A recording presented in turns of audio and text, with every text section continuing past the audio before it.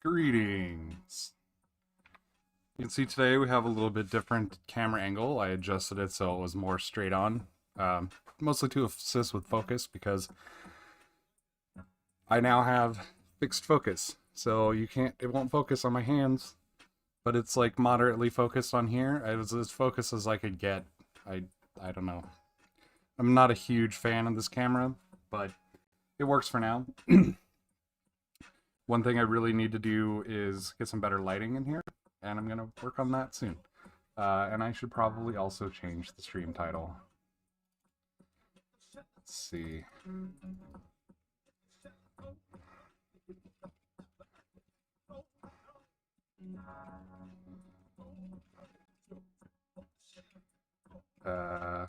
There.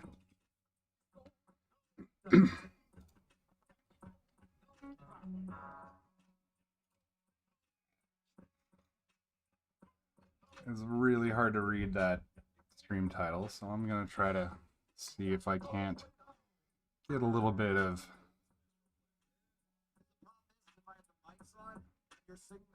outline. Is that better? Or does that just make it look crappy? We'll see.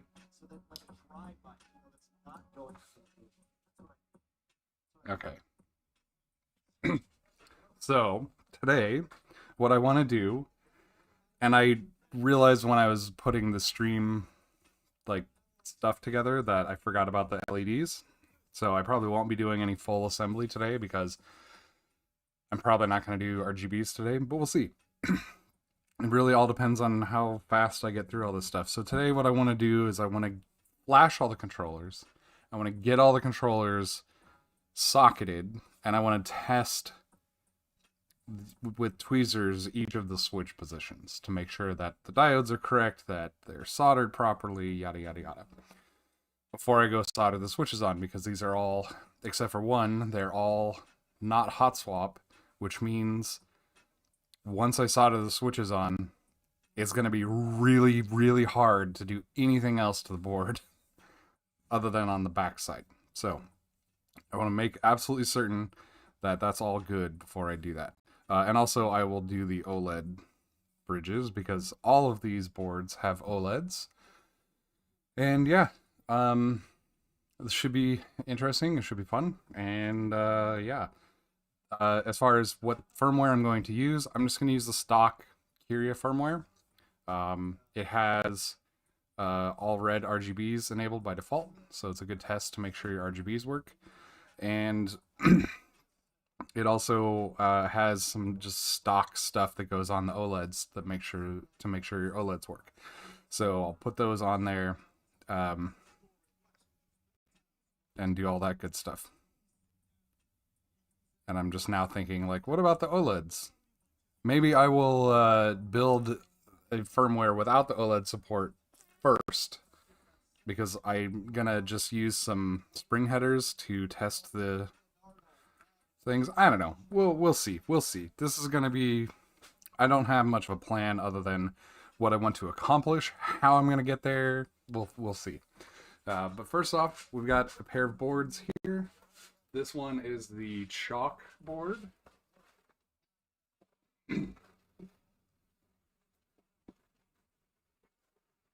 Not that it particularly matters, but it is the chalk board.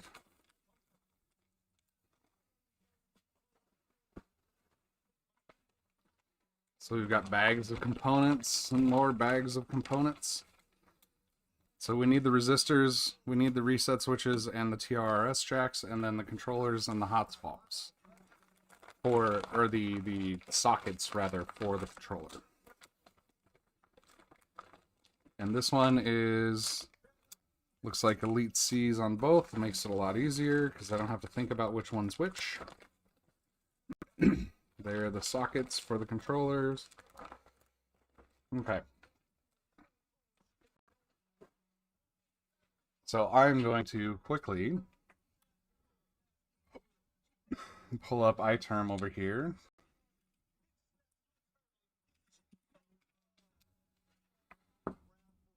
And hopefully share it with everyone. I just switched over to Streamlabs OBS, which, oh wait, I don't want top chat, I want all chat. Live chat. There we go.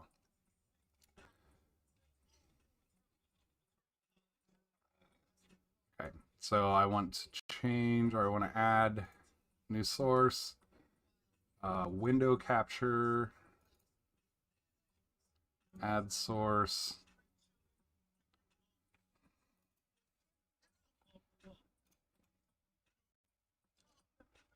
Okay, and I don't know if that's...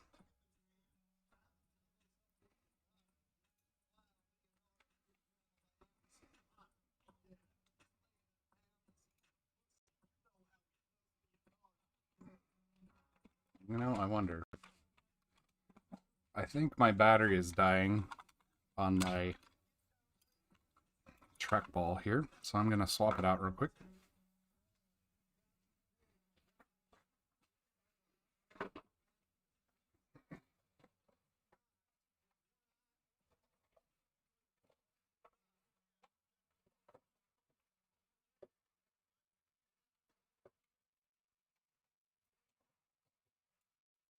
It keeps dropping out, and I don't know if it's the computer or if it's the receiver, although I can't imagine it's the receiver because the receiver is direct line of sight, not too far away. So I'm going to assume it's the battery.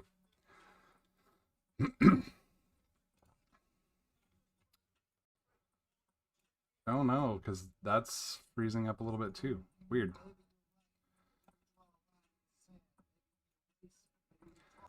All right.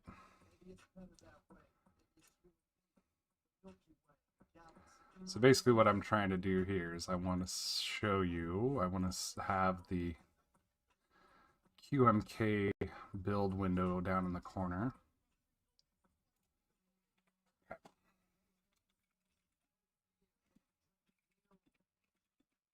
Okay.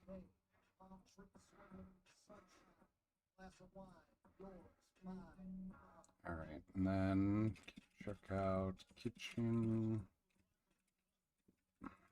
local mods.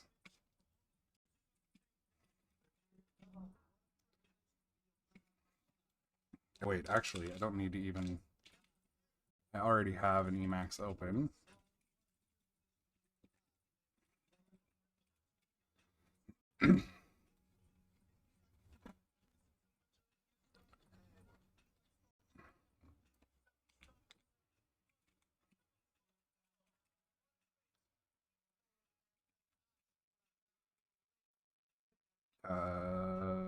Kyria default rules. Okay, we're going to turn off the OLED driver for now.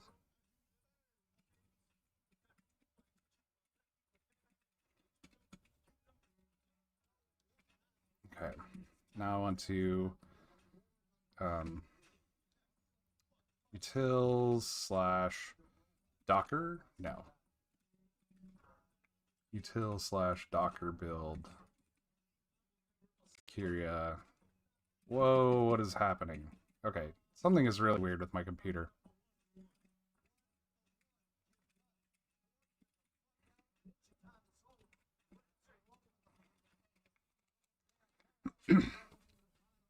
Okay. The reason I'm using Docker build is primarily because this machine that I'm running this on is an M1 Mac, and the tool chain just doesn't work for QMK on the M1 Mac, at least in my experience. Plus, it's nice and contained that way. So it uses a Docker container to actually execute everything, so all the dependencies that it needs to install and all those things are inside the Docker container and not like littered all over my system, which is really nice. It does take a little longer. It's a little slower, but that's fine. You know, I'm not in a hurry. I'm not trying to do this like 1,000 times an hour. You know, I need one firmware. I need to flash it, and then move on to the next one.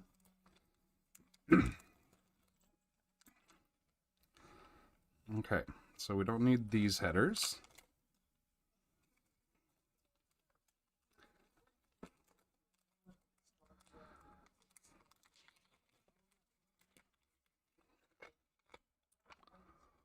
We don't need those headers either because we're going to use our schmancy pants sockets. And I realize I can't do this anymore because it's all out of focus, but that's fine. I want to actually figure out a way to do some hotkey stuff so I can maybe turn this into a little stream deck. So this will be like adjust the focus, turn the focus on and off, because sometimes I want to just like autofocus, show you something, unautofocus, and have it go back to whatever.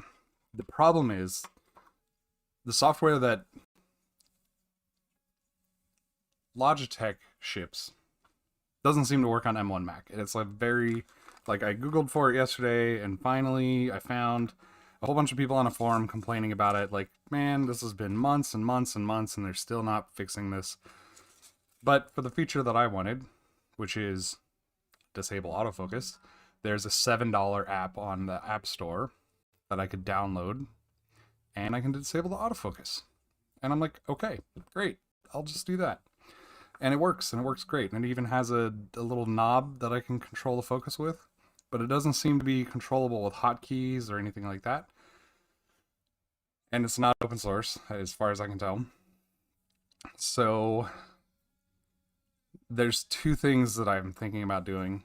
One is trying to see if I can't just write a little library for Go or Rust or something that I can have it actually interact with the camera, because I can't imagine it's that difficult of a thing.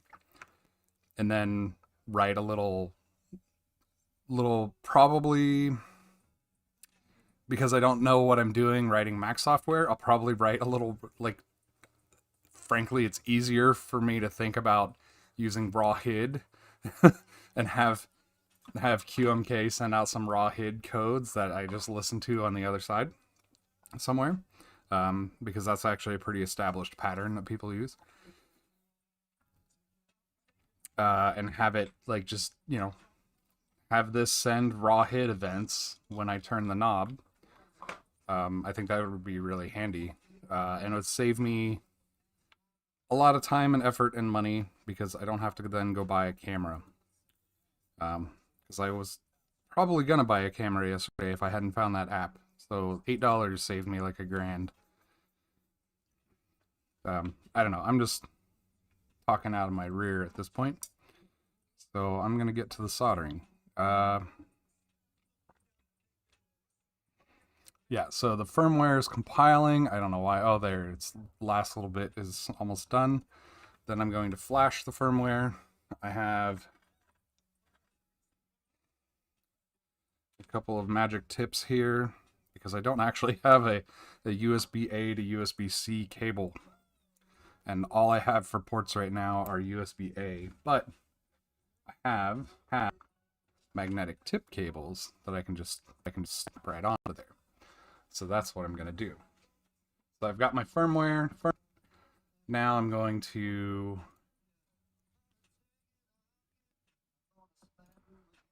it said accessories disabled when I plugged that in. Weird. Okay. So reset here. For some reason that is not showing up. Weird. Why is it saying it's using too much power?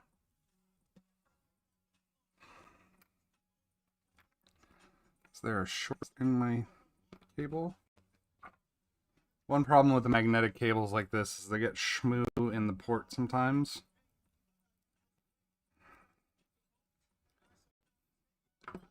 Because they just attract any metallic bits. And as you might tell, there's plenty of metallic bits around here.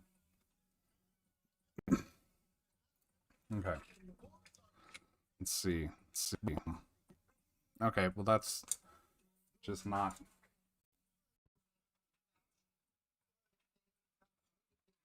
being happy for me.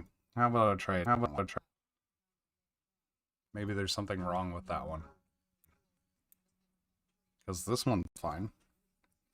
That would be the first Elite C that I've ever had that was bad. Okay, well the reset button didn't do anything.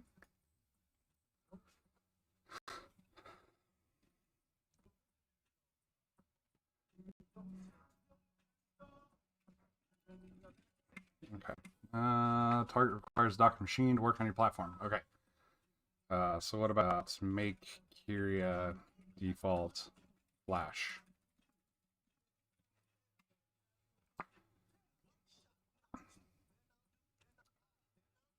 Yeah, okay. So this is the wrong firmware anyways.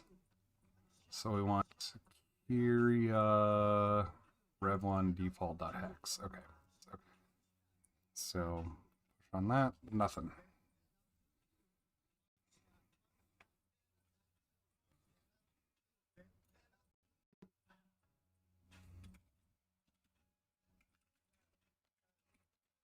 So I've had some issues with QMK Toolbox in detecting things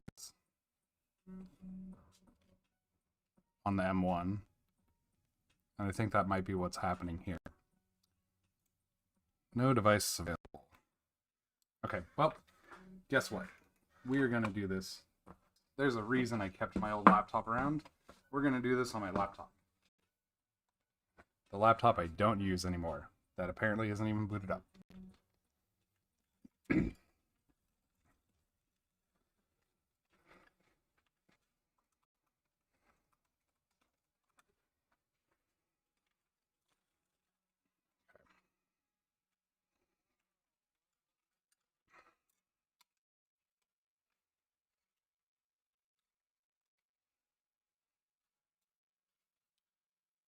All right. Now the problem is my laptop only has USB-C ports.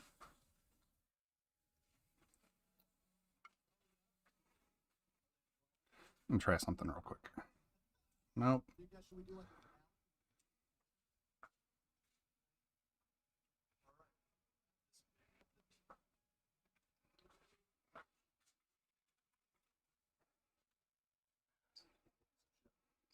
Wrong way around.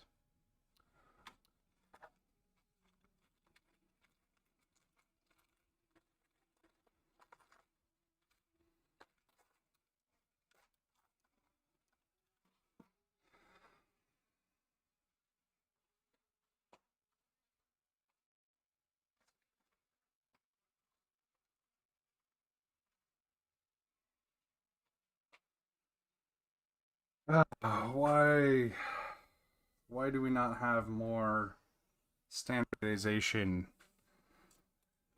Everyone complains about Apple being non-conformant, and it's like, okay, great, we'll move to USB-C. USB supports USB-C.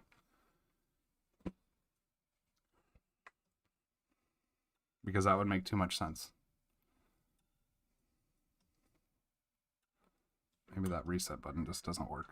We'll try this.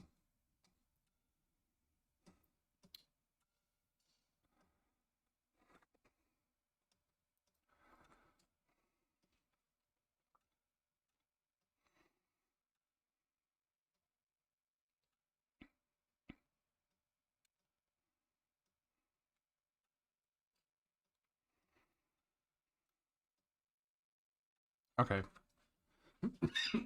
That one showed up.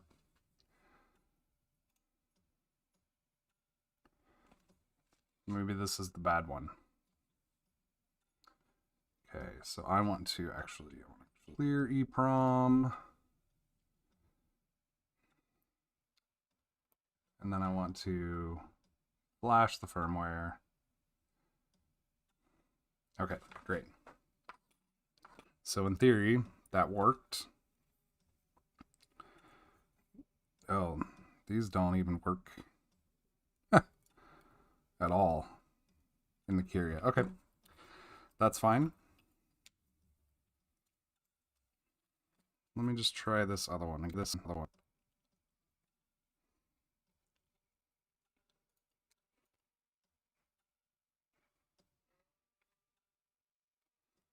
Nothing. I'm going to put a little piece of tape on here because I don't know what's going on with that one.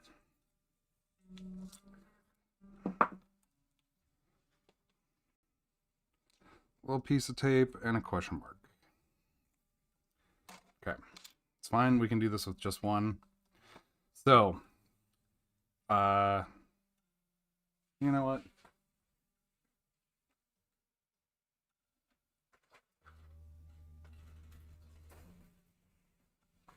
I have more of these.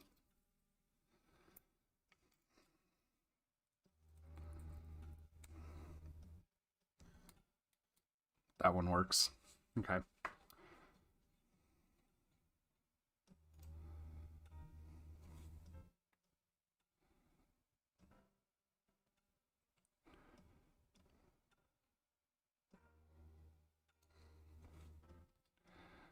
It is a little different, though. This has a different reset button than that one.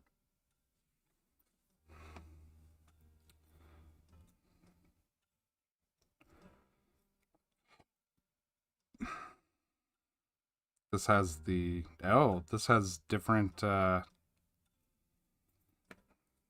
This has a mid-mount USB port. And these have top mount. Interesting. I didn't know that.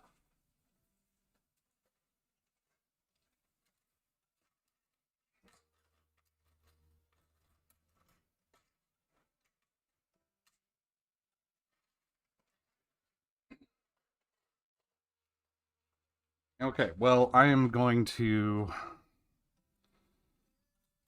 try one more time real quick to see if this works. Nope.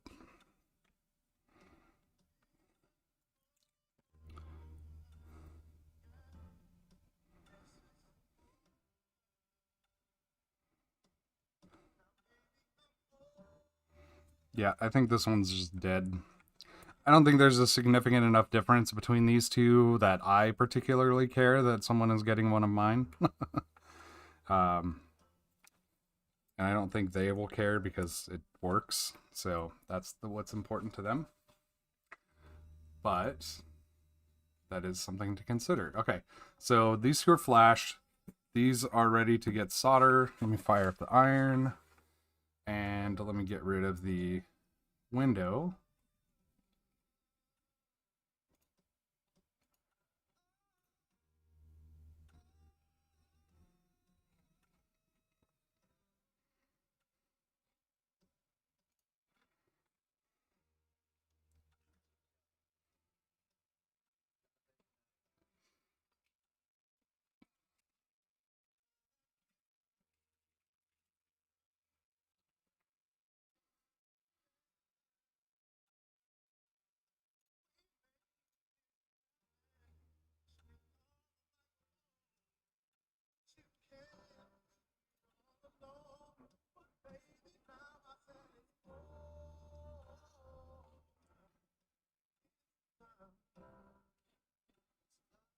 Okay. So we can turn off the window here. Boom. All right. Cool. So what I always do with these is I get the sockets out of the baggie.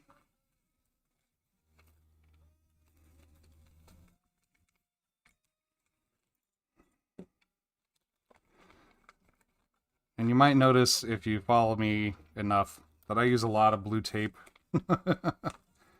Because it's just a nice extra hand.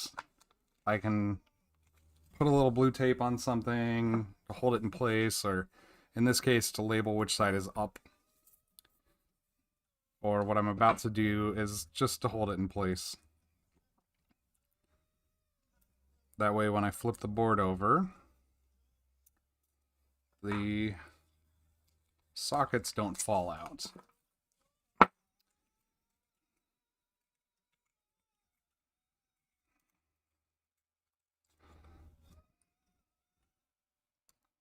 And the reason I have it kind of propped up on the board there is because if I lay it flat, well, okay, I guess the diodes are holding it up enough. But if I lay it flat, these stick through the other side a little bit, and you're not going to be able to see this probably, but you know, putting it flat against the table, it'll move that. So I want it flush from the top.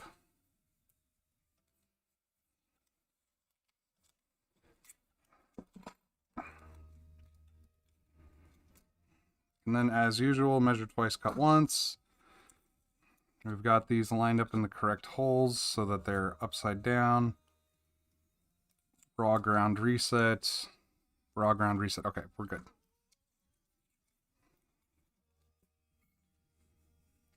But then what I do is get rid of some crap on my desk.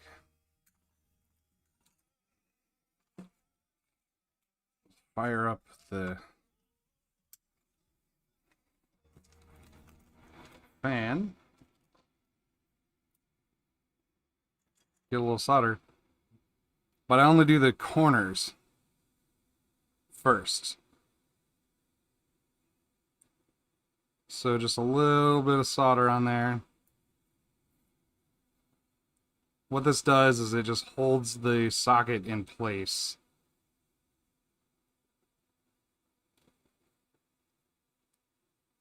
Because now it won't move. So I can take the tape off of the board. I can look and I can see that these are not perfectly straight, but you know, doesn't have to be.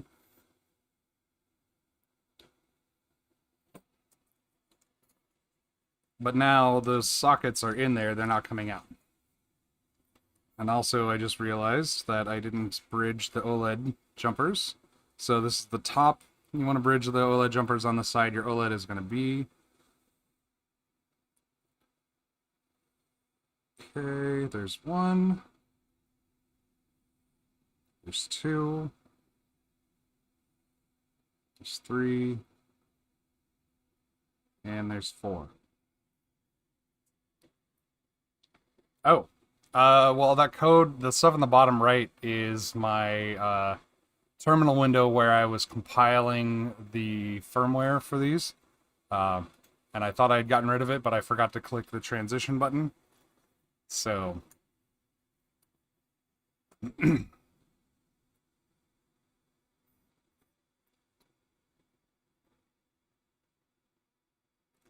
Also, welcome a shark.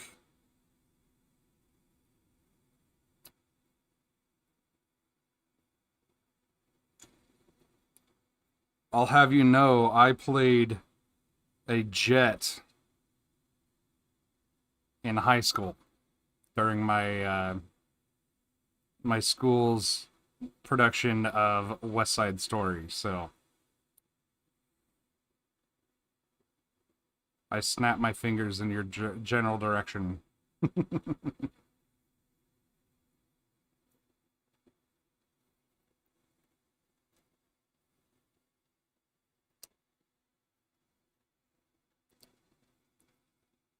Well, that's not the code, that was just me compiling the firmware. The actual code is QMK.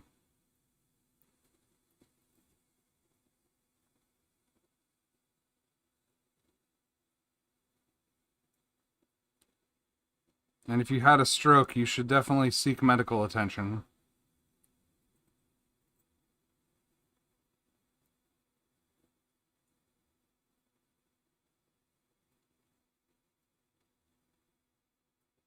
Highly recommended.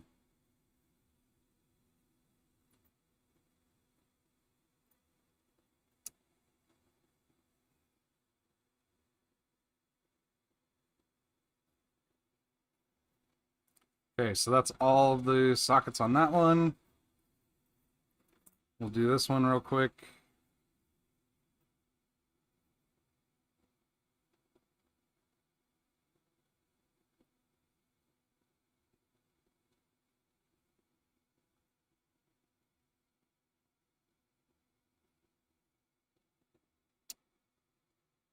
Sorry, what's on board?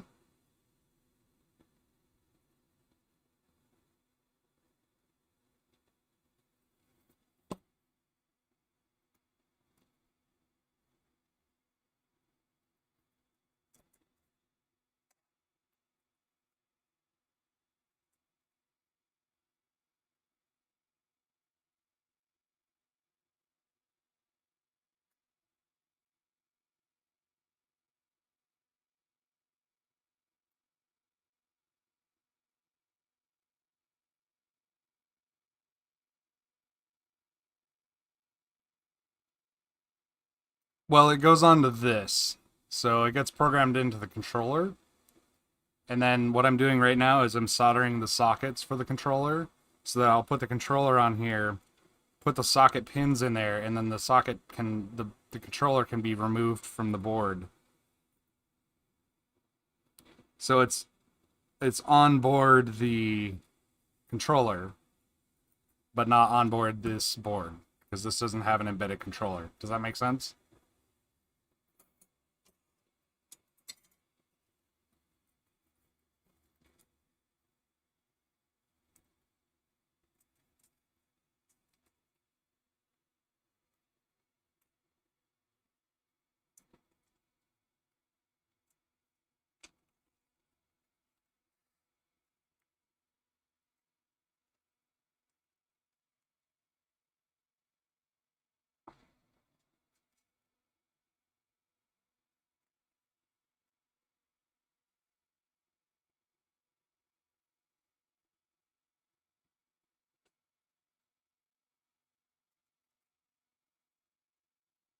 Yeah, these are basically like little computers. Very, very low powered computers. Power in terms of like powerful, not power in terms of power consumption, although also pretty lightweight in power consumption.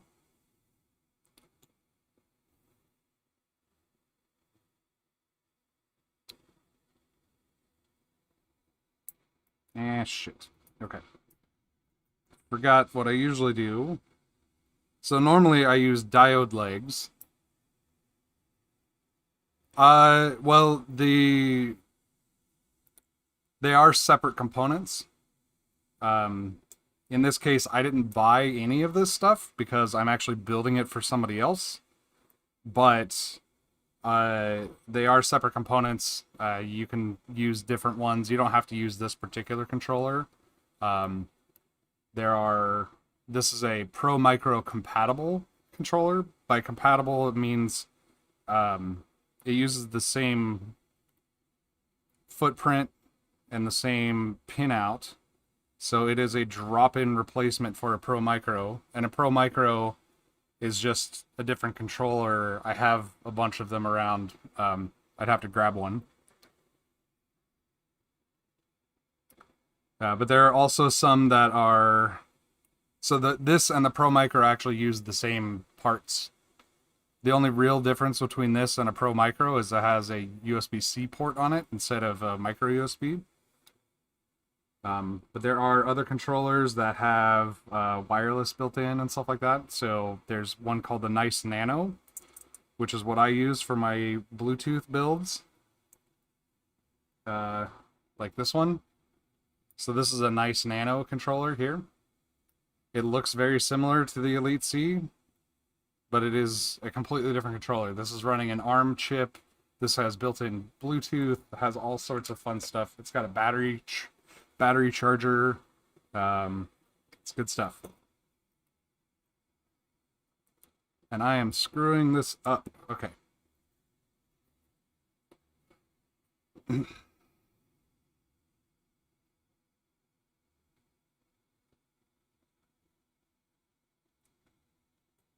There we go.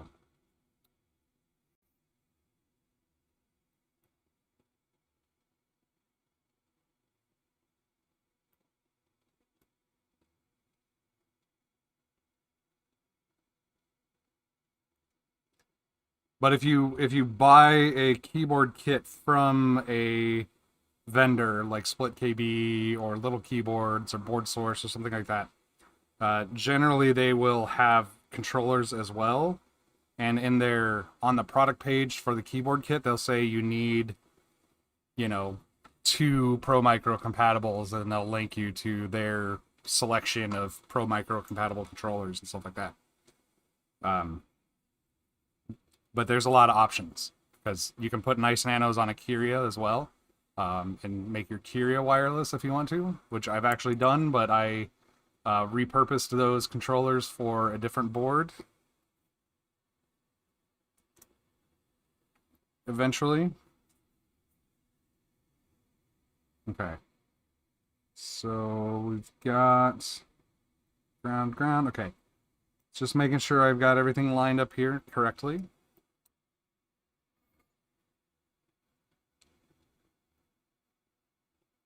No, you're reprogramming the entire controller. So if you want to do something like profiles, basically, QMK has a feature that allows you to change the default layer on your keyboard. And so what you would do is you would like say you want to have a profile for Dvorak and QWERTY. So you would have a layer that's QWERTY and a layer that's Dvorak, and then you would use a key binding that you set up on in your firmware, in your flash, or in your whatever, in your key map that changes the default layer.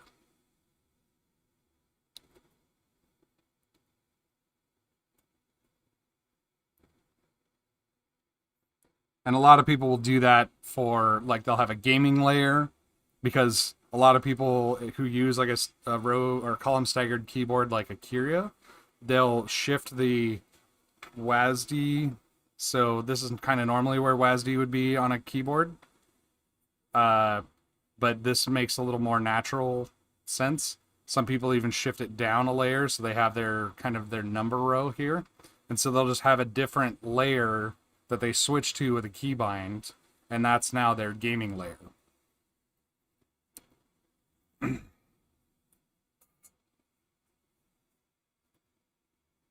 So it has gaming focused or gaming oriented keybinds and stuff like that.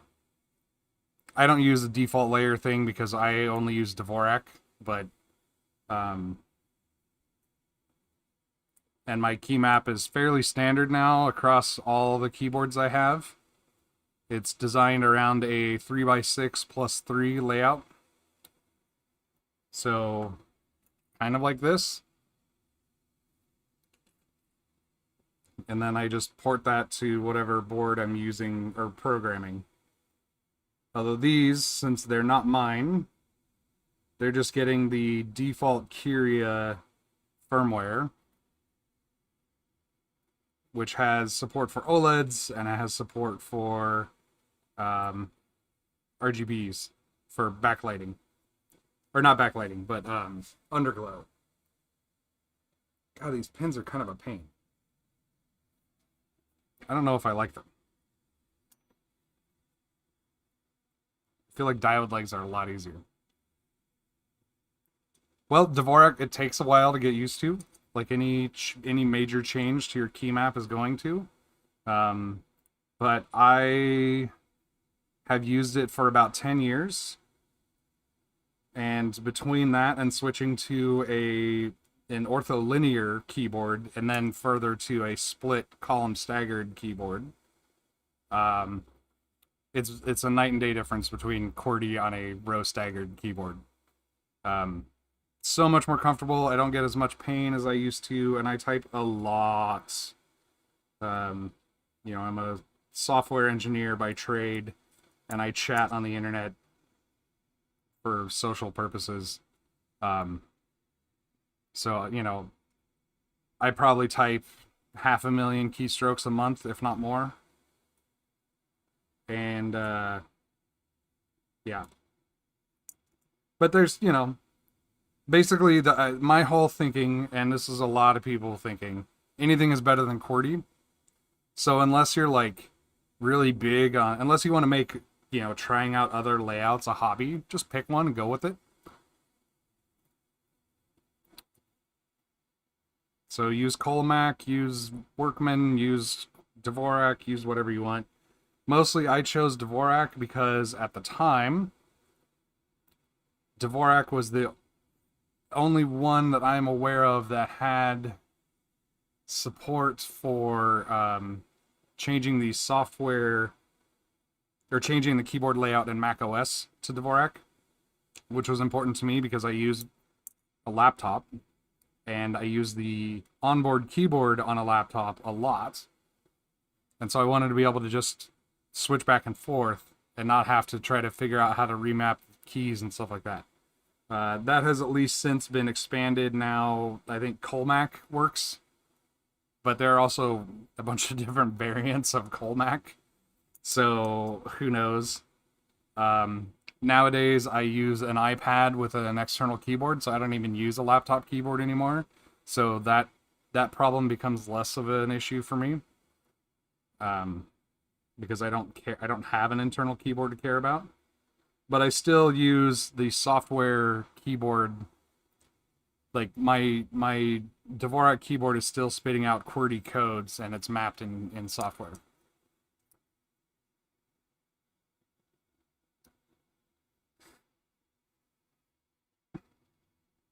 Yeah, QWERTY is pretty bad. If you look at analysis on keystroke or key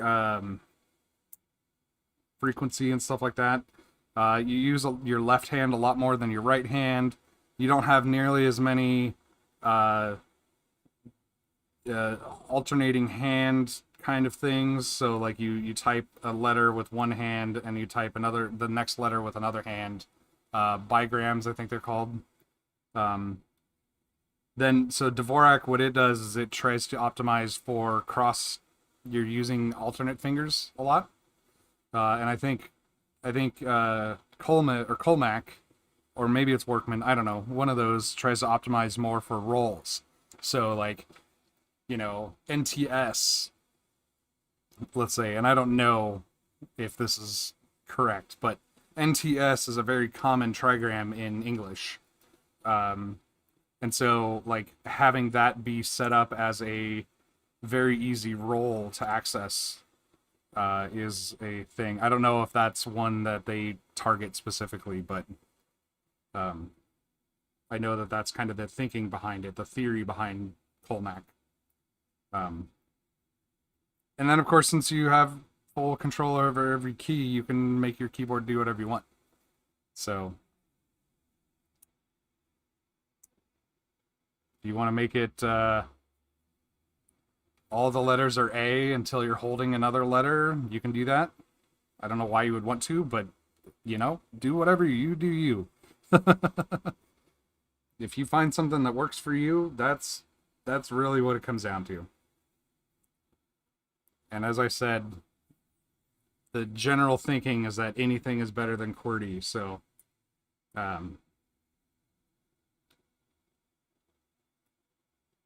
pick one, move to it, call it a day.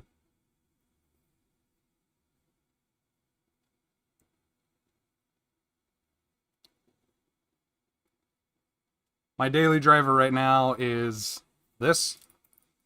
It is a Reviung 41 LP. It's got chalk switches and a nice nano. It is my second favorite keyboard that I own. My first favorite being my MX Reviung. But this doesn't have a nice nano in it, so I can't use it with my iPad without a wire. And I don't feel like wiring it. And I don't have another battery right now or a nice nano anyways to be able to use it, and nice nanos are like impossible to get, and you know, it's fine. But that is my favorite keyboard right now is my MX Revion. It is a joy to type on, and those switches that I have are just beautiful.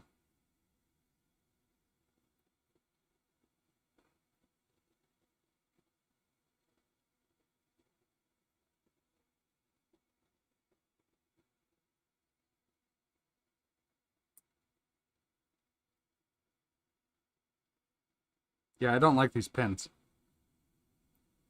They're just too much effort, and I lose them all the time. I really hope Thomas sent me a lot of extras. I'm pretty sure I have a lot of extras somewhere, but I hope he sent me a lot of extras, because otherwise people are going to get a bunch of these pins and a couple of diode legs. They're all going to have a learning curve. A lot of people will argue that Colmac has the least because it tries to be very minimal changes for maximal impact. I am a believer that you're probably better off going with something completely different, because you're completely retraining your muscle memory. I am also a believer that you go cold turkey and switch, instead of trying to like go back and forth, because you'll just default to going back, kind of whatever. But also, a lot of what I'm talking about is very dated information because I switched to Dvorak like 10, 11 years ago. So that's what my experience was then.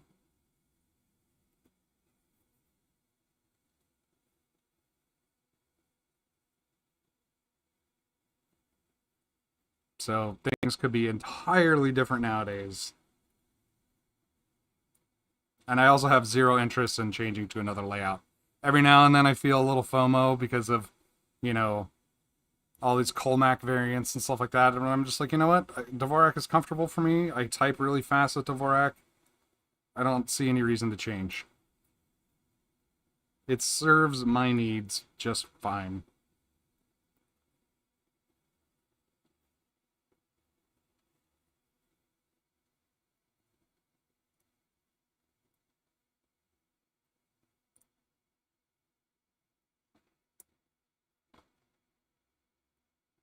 Okay.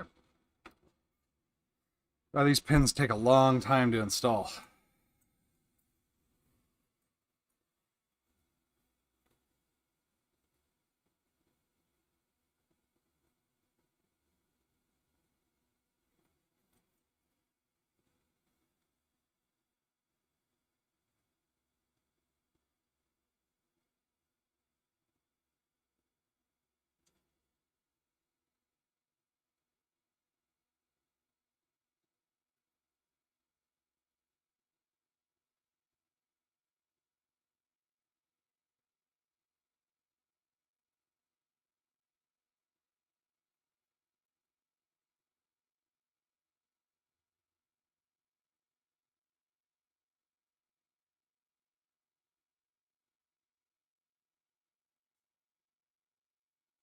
It took me about 2 weeks for my brain to stop hurting. And I mean, literally, my brain hurt for about 2 weeks. And I'd say 2 months to get back up to full speed. But I was also going from row staggered standard keyboard to I switched to a Type Matrix 2030. So it's an ortholinear keyboard with kind of a split. It's got an extra column of keys in the middle, and that's where the enter and backspace keys are on the Type Matrix. So it was a huge departure from what I had been typing on. But, you know, I type about 100 words per minute right now, like raw, monkey type typing test. And I don't feel like, I don't practice, I don't train, I don't do anything. I just type as fast as I need to when I need to. But I was probably typing about the same amount or same speed before on QWERTY.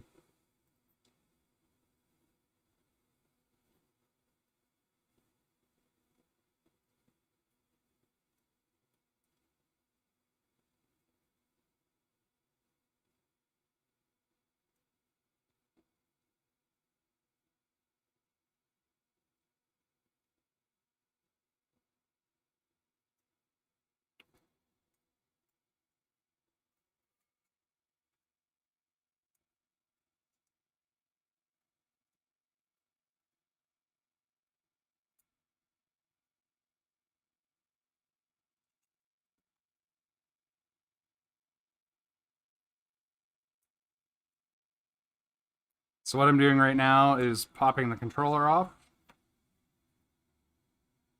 to make sure that it is, one, removable, and two, that all the legs on the bottom here, oh, that's no good.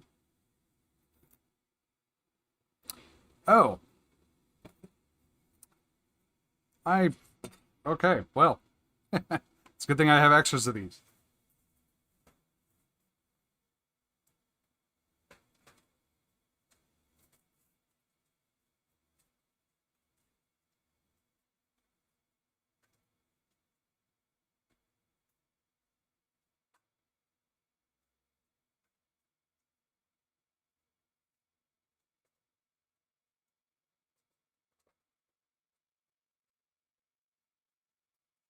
So what happened here is I soldered the corners.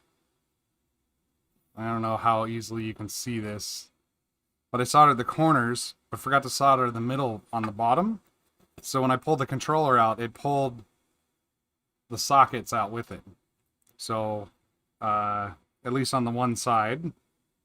The other side looks fine, so I'm going to leave that. But I have to replace this strip of sockets because half of it is attached to this controller.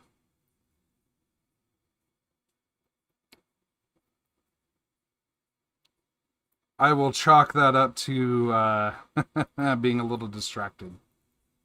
But it's not your fault, Shark.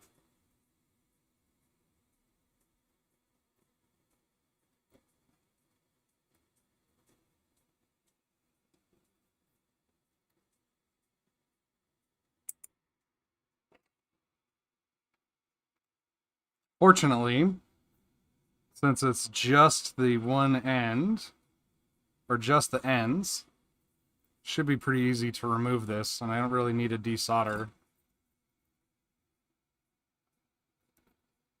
I just kind of grab it with some tweezers, heat it, and pop the socket out. Grab this one with tweezers. Whoops.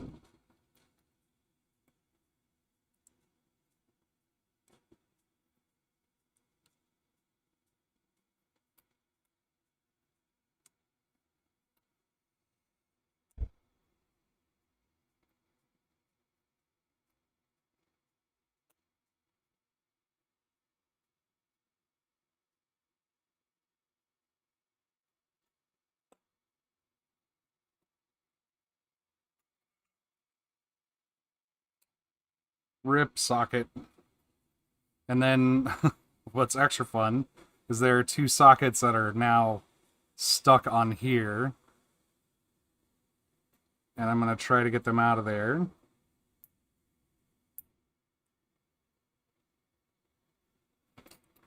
Might need a little bit more oomph.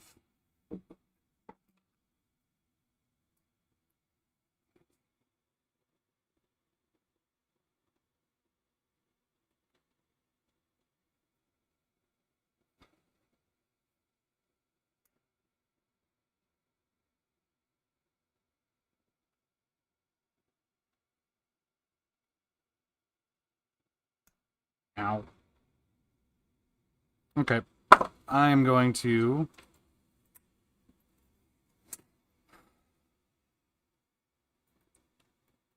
just take that whole pin off.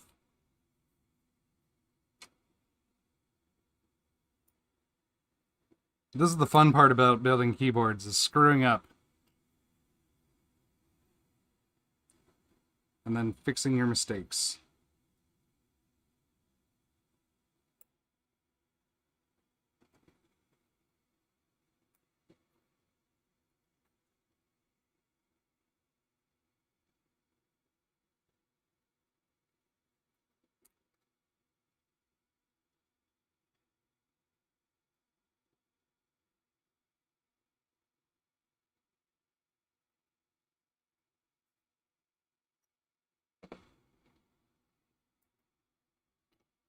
Okay. So let's try this again.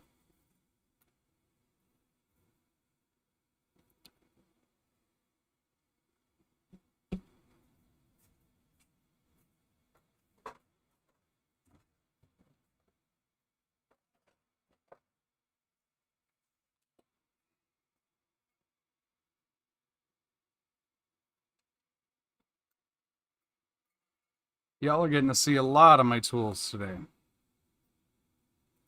So, flux, solder sucker.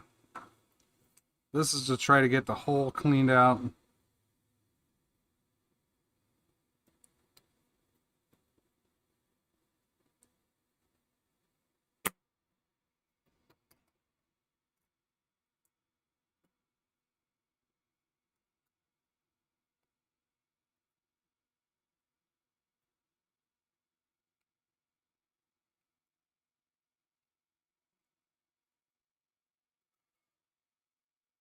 Probably shouldn't shake the 600-degree wand.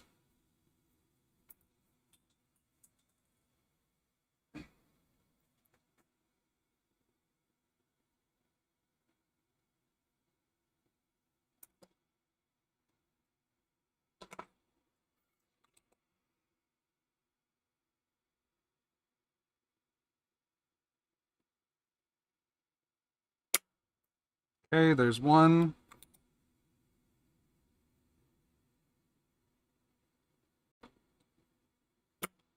There's two. Beautiful. So we'll put this back in. Put tape back on.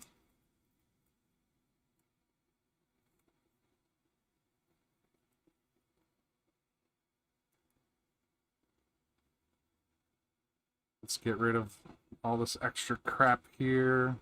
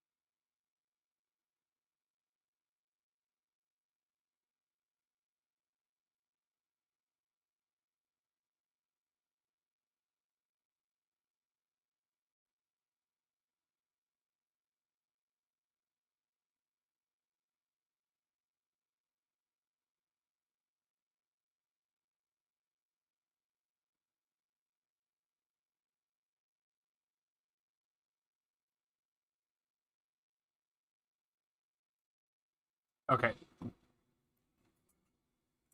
little better that time. So now, get the controller back out. And I've got a bent leg because that happens.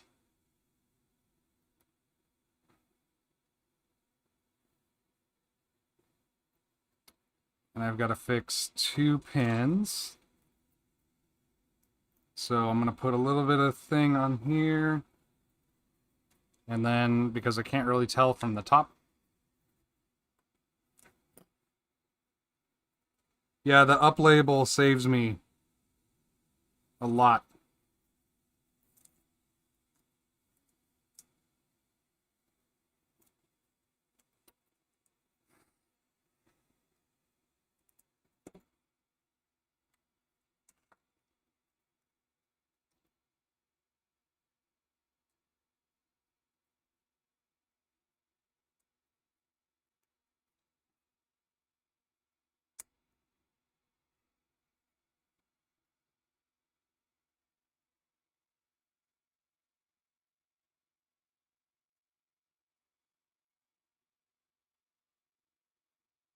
Nice. Enjoy.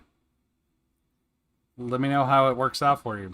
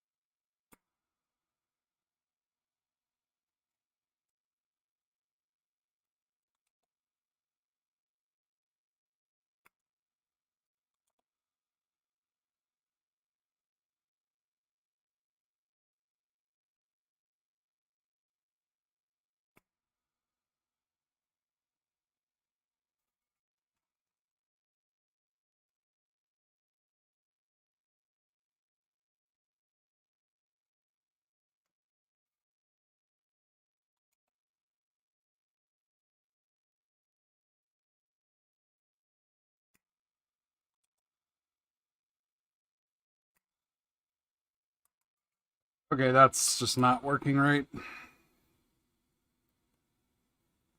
Trying to clear the hole. And it's just not happening with the little solder sucker. Shark, I see you retracted a couple of messages, but I saw both of them before they got retracted. Is that... Did you do that? Or was that like an automatic anti-spam thing or something? Just want to make sure that YouTube isn't like banning people for some reason.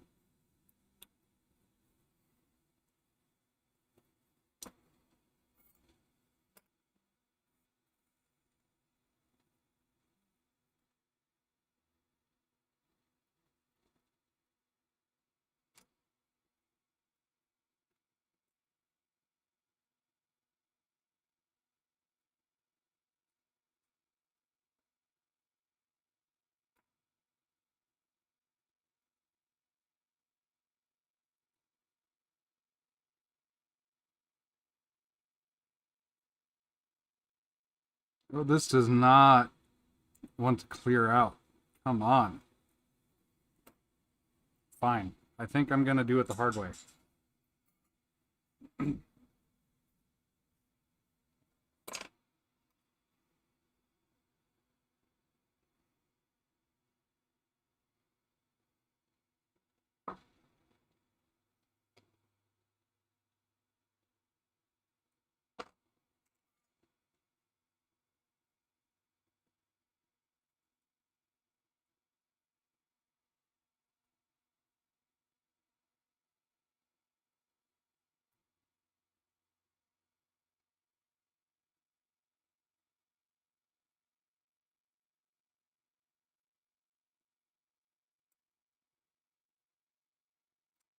Actually, no, I'm not.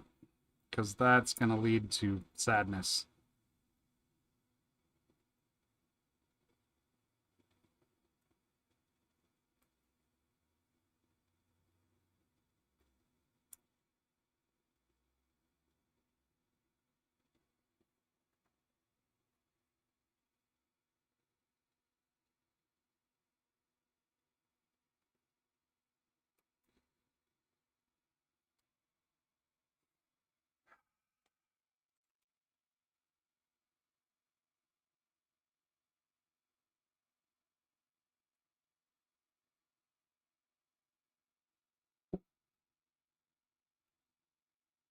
Pain in the ass. Okay.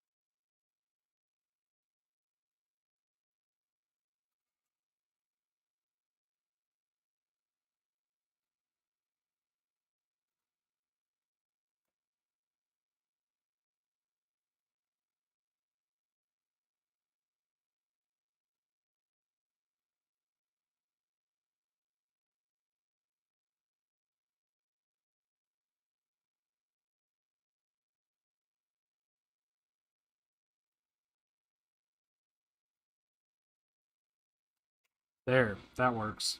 Okay.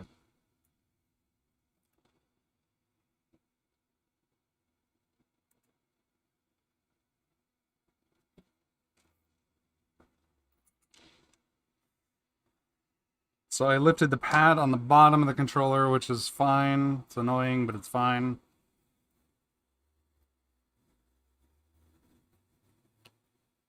Because it basically soldered itself to the top of the socket.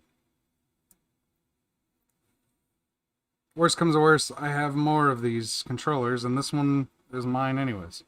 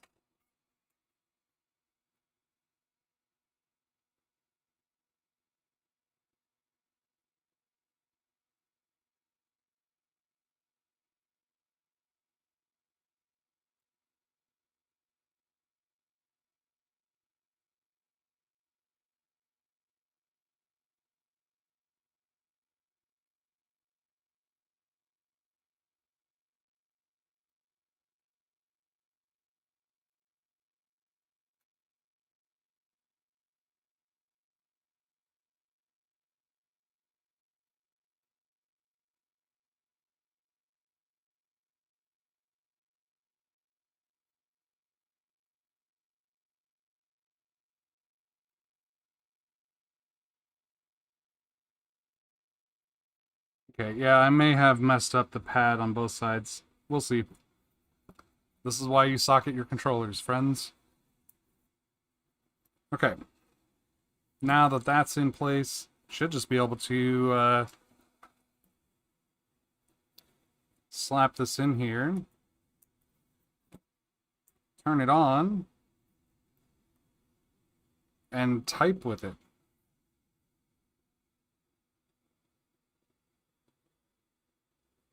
If I can remember which pads need to be bridged. This is...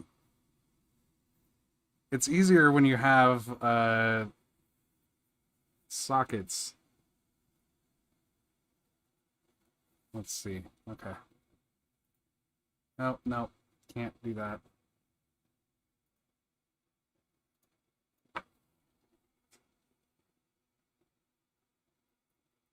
Okay. That one works. That one works. Okay.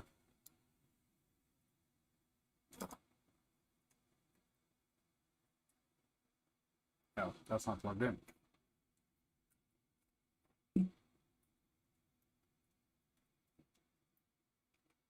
Now where's that?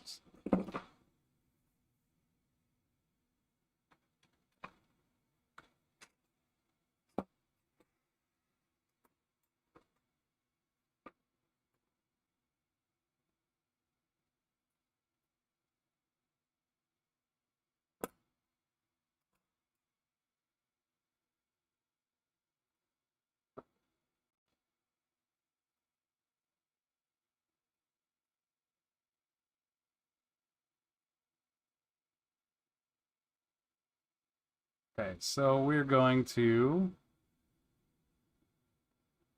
go back to window capture, put that back in here, make it a little bigger. Transition. Maybe.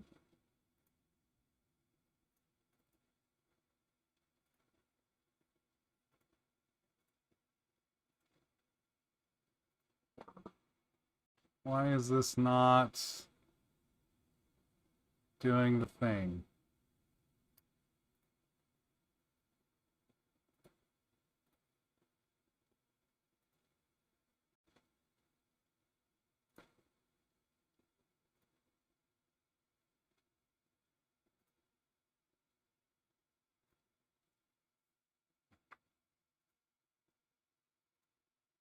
All right, we're going to try something real quick.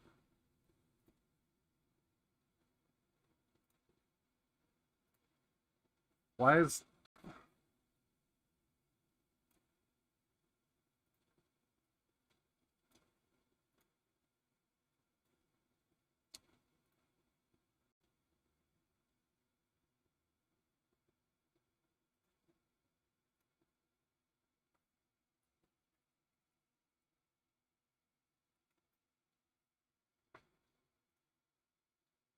Sorry, I'm messing around with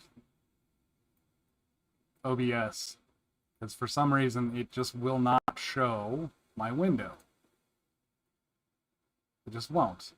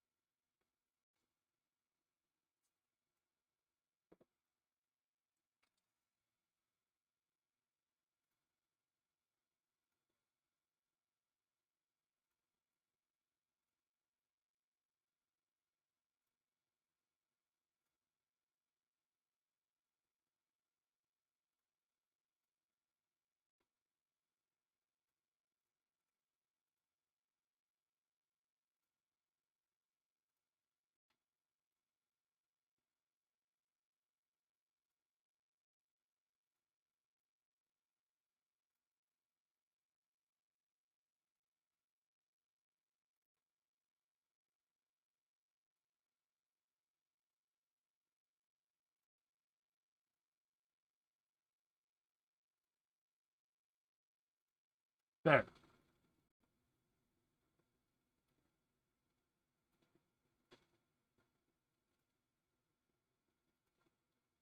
Okay.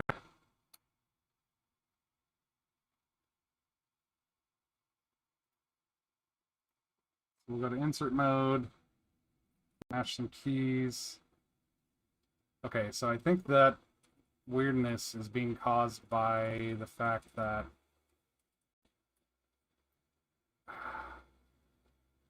okay, well, I was gonna have this so you could see the window while I was typing in it, but I think that's causing issues with OBS. So I'm gonna not do that.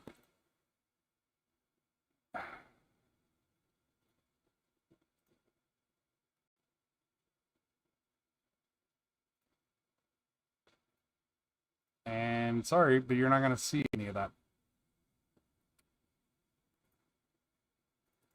Come on, go away.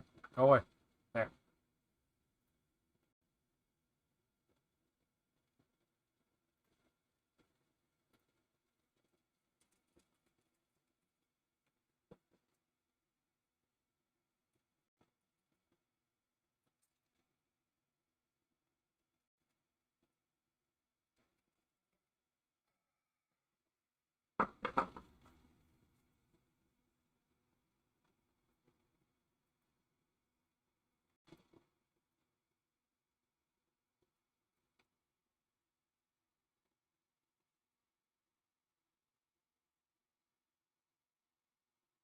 Why is that happening?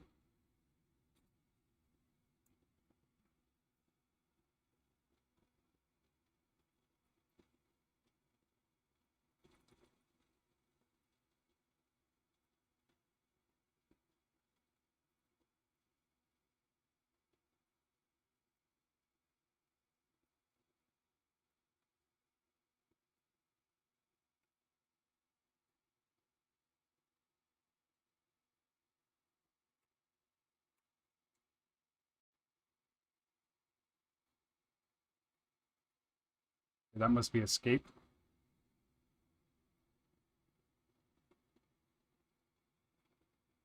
That must be A then. Okay. Backspace.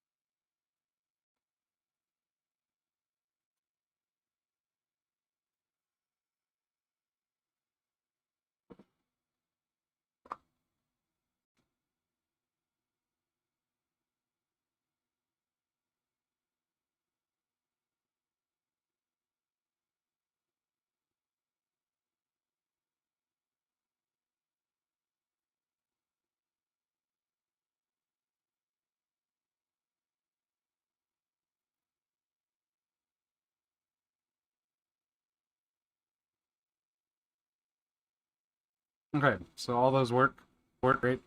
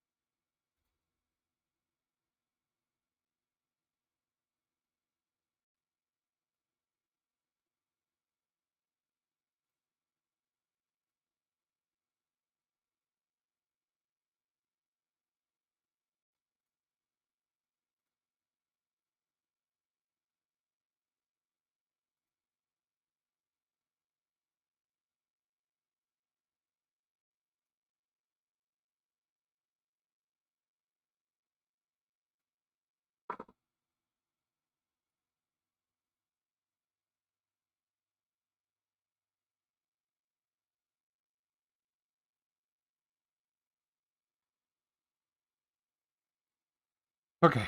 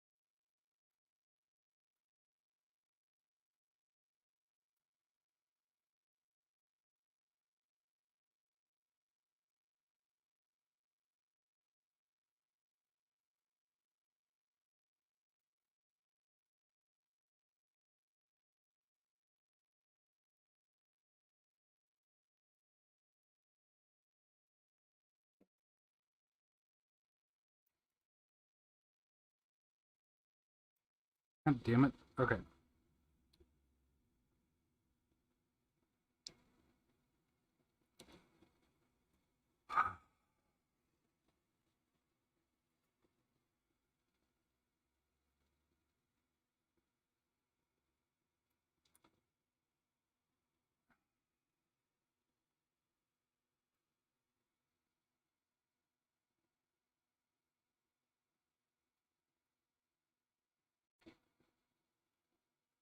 You know, I'm not even sure that I had enough uh, socket pins here without breaking a couple and dropping a couple on the floor. Because by my count, I have 5 that I'm short, maybe 6. And there's 1, 2, 3, 4, 5. Okay, so 6. So maybe they gave me exactly the right number and I lost some of them.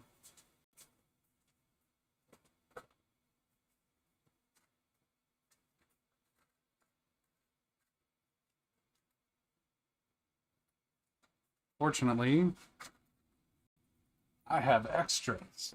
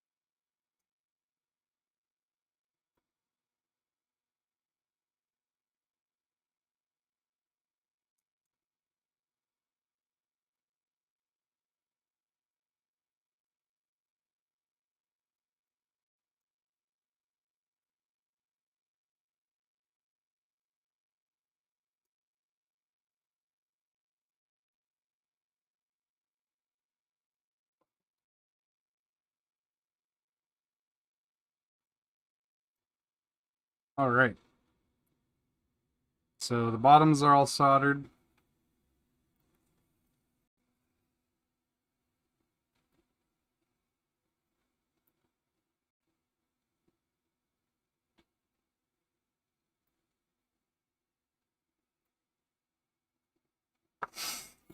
Time to do the pins.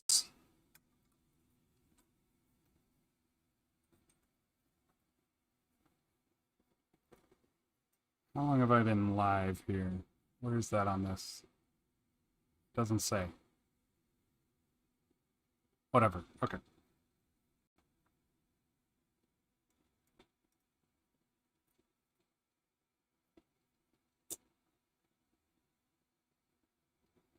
And this seems to want to wobble around a little bit. So I'm going to just tape it down for a second. And that didn't do anything.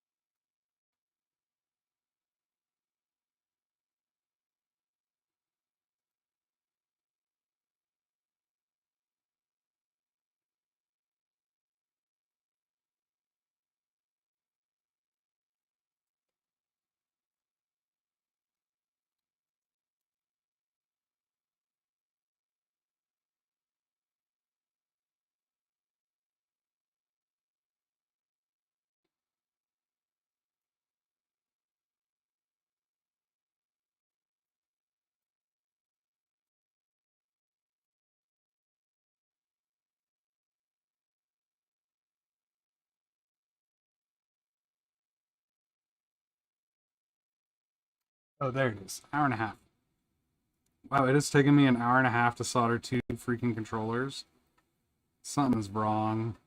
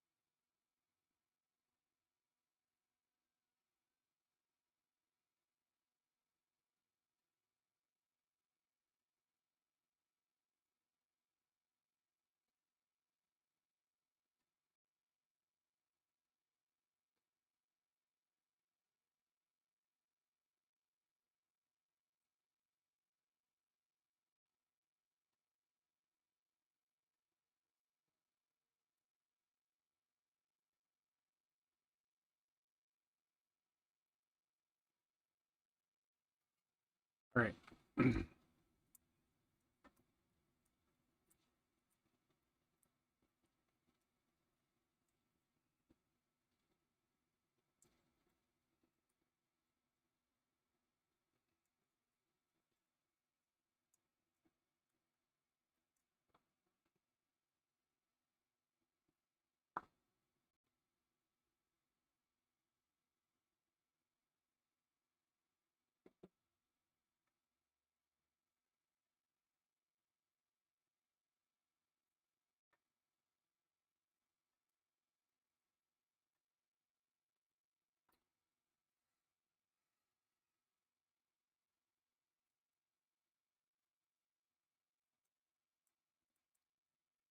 Now we go back to QMK configurator test page.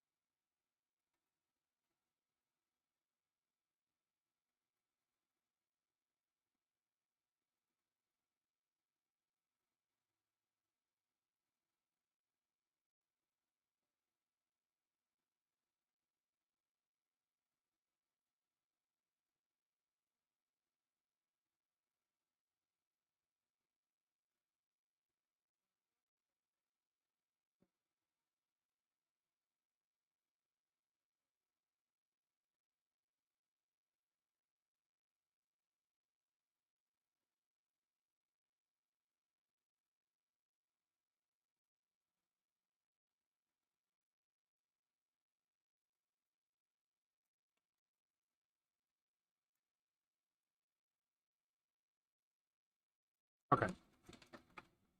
That board works just fine.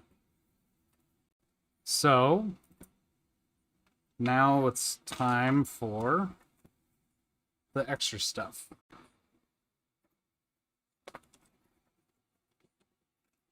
And I think just because I've been having a bit of a rough day so far, I am going to finish this build completely and then move on to the next one.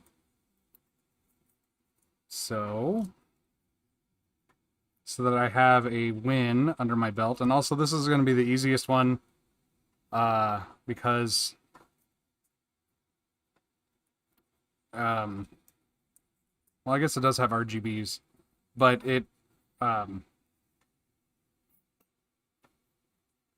it's just a plate case and chocks, so it's pretty straightforward. I think this is the chalk one, right? Yeah, I got those really flush.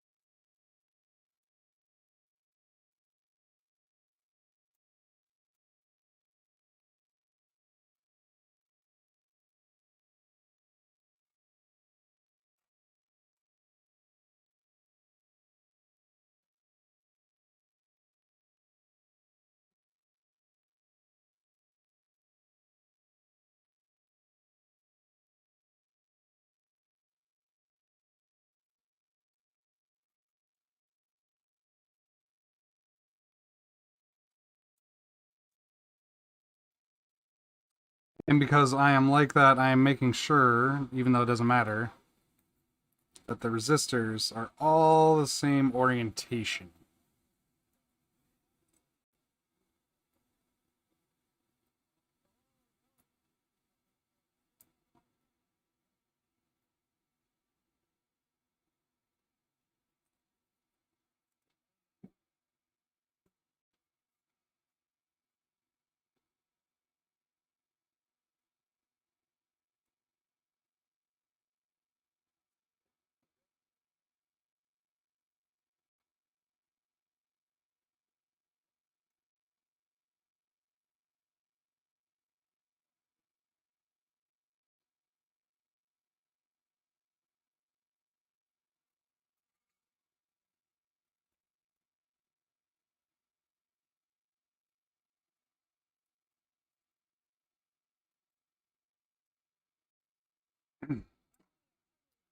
Because if they're not all the same direction, then it's wrong.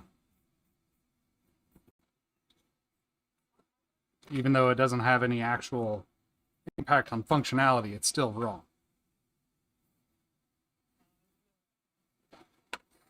Okay.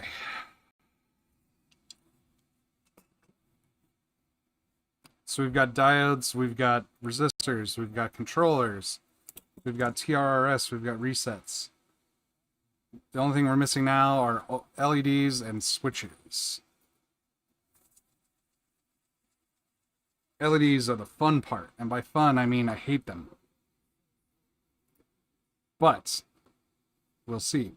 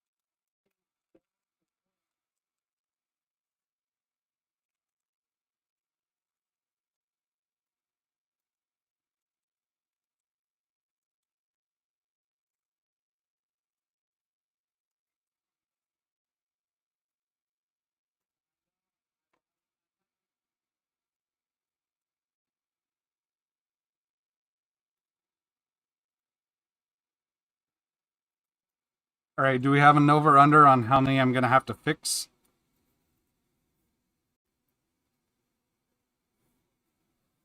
I'm going to be ever the optimist and say I nail them in one.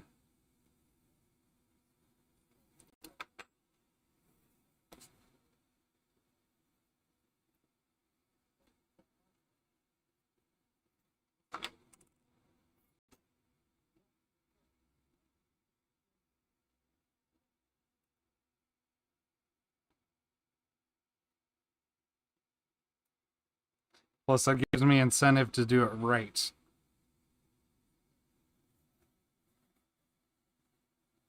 Okay, can I get a little better light over here? Great.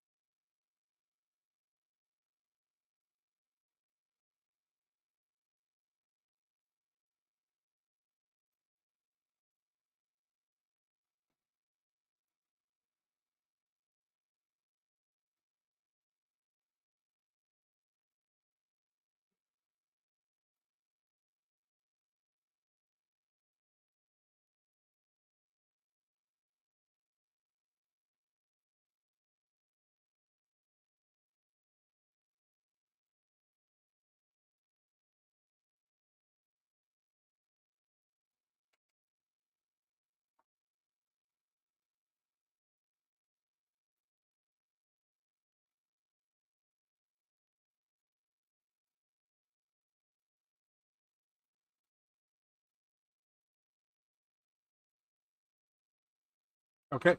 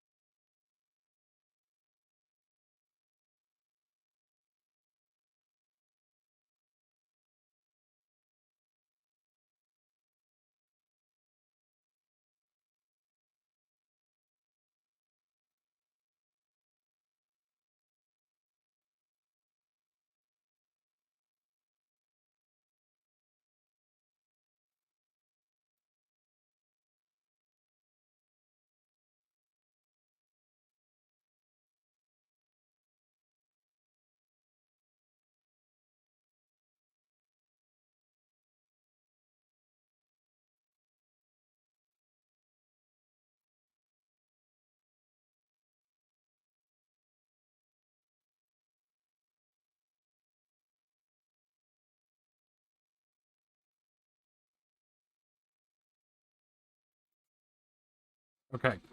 Let me just go through these real quick. But I'm feeling relatively confident.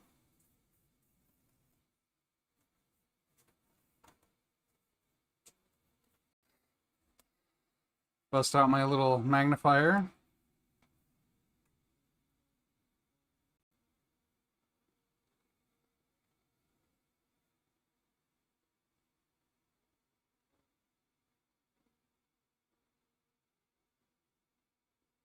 Sorry for the view of the back of my head while I'm doing this.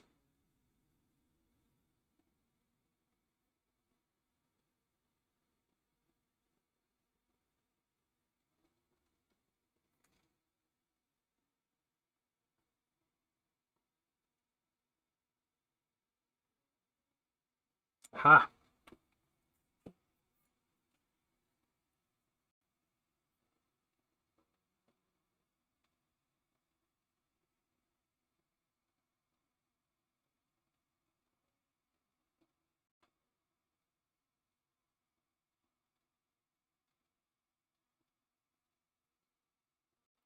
And it doesn't count that I have to fix it before I turn everything on.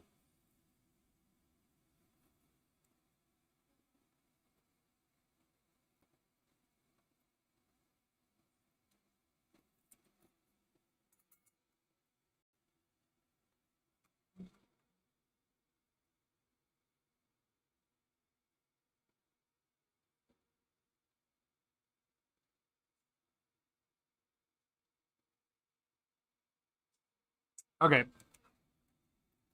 Moment of truth. Are we getting all reds? All reds. Here it is. All reds first try. Oh, that's beautiful. That is beautiful. Okay. Next.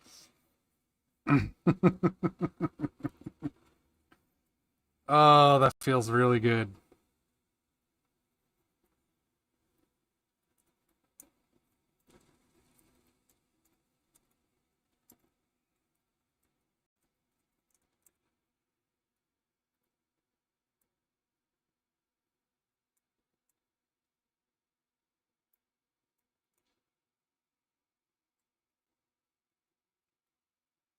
Okay.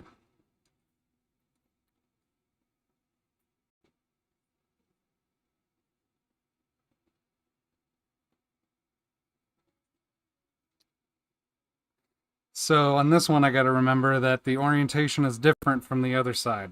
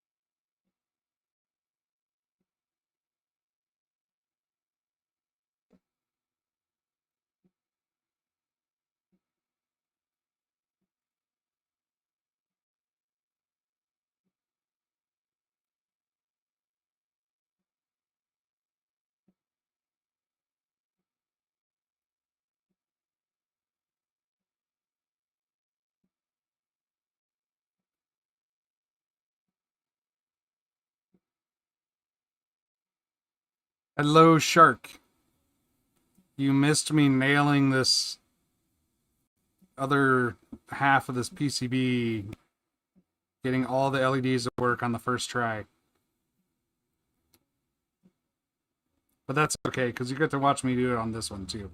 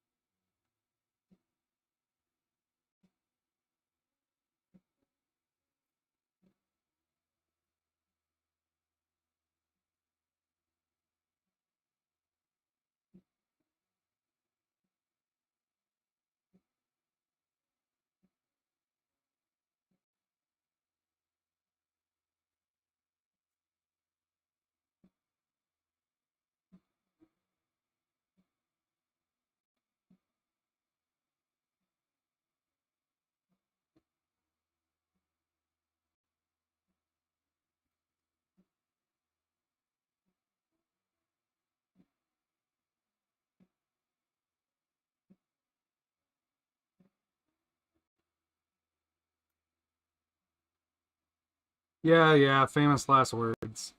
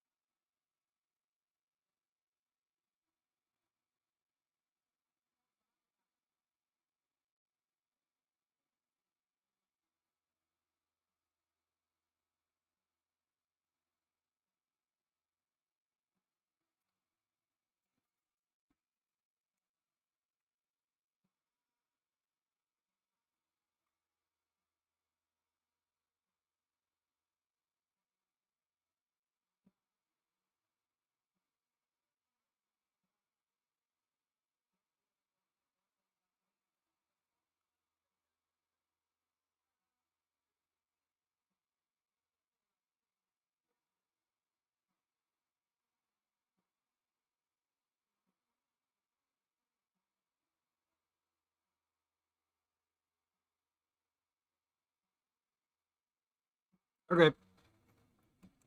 Confidence is again high. All red. All red. Ah, okay. Okay.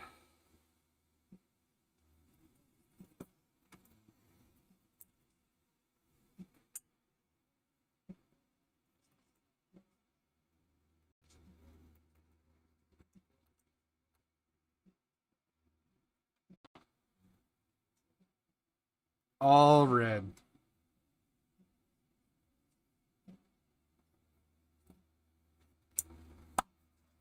That makes me very happy. Okay, so I think that's everything except for switches. No, OLEDs. OLEDs. Do not forget about the OLEDs.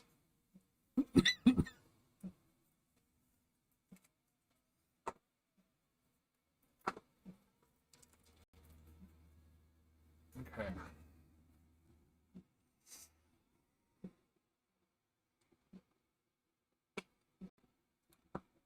Which I put right here.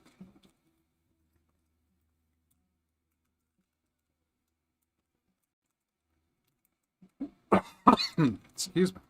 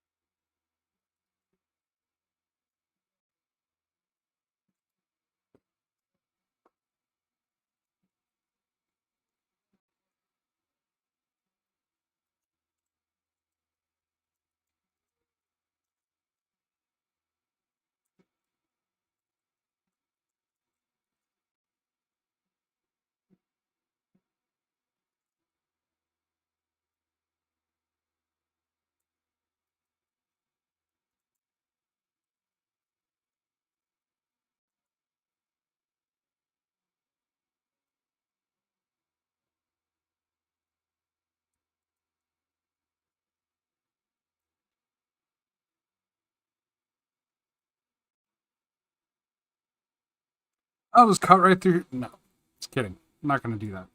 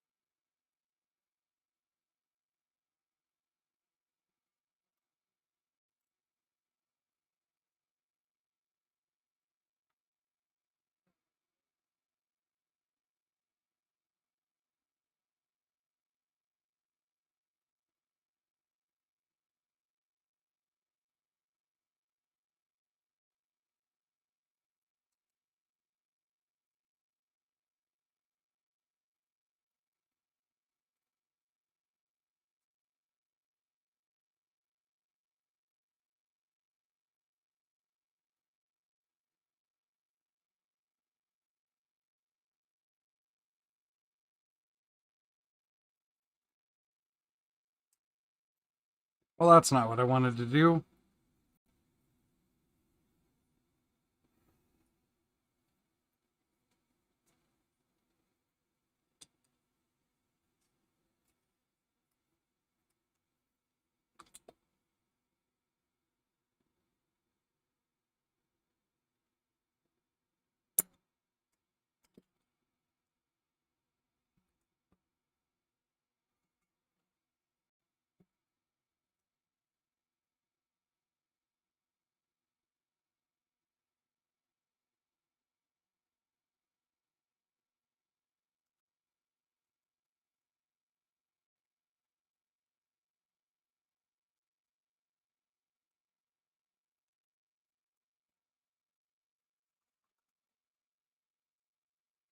Eh.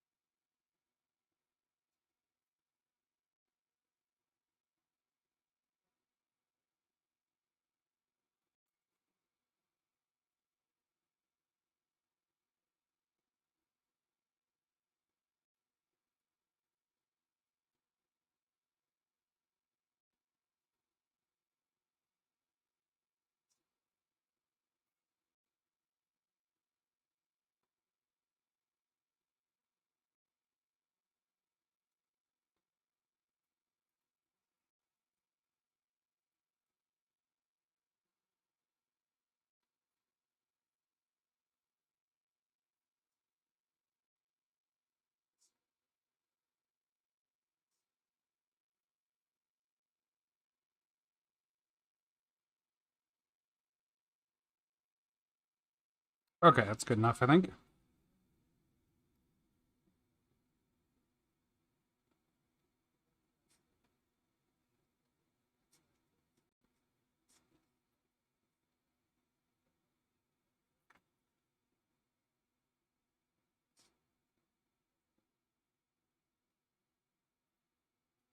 Okay. So that's the OLED on that side. Do the one on the other.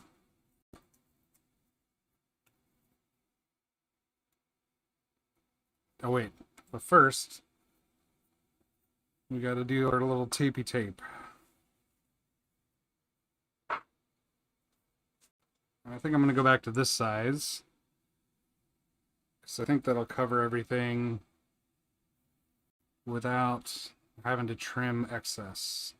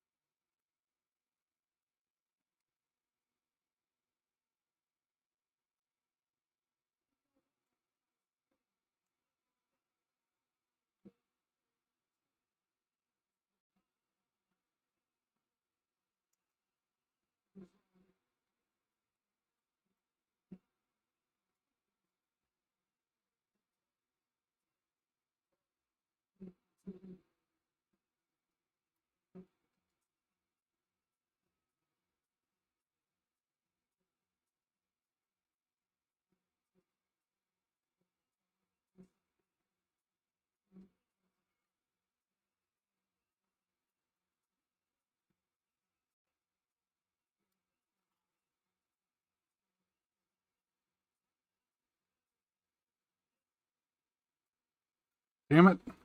Okay. Need just a tiny bit more blue tape.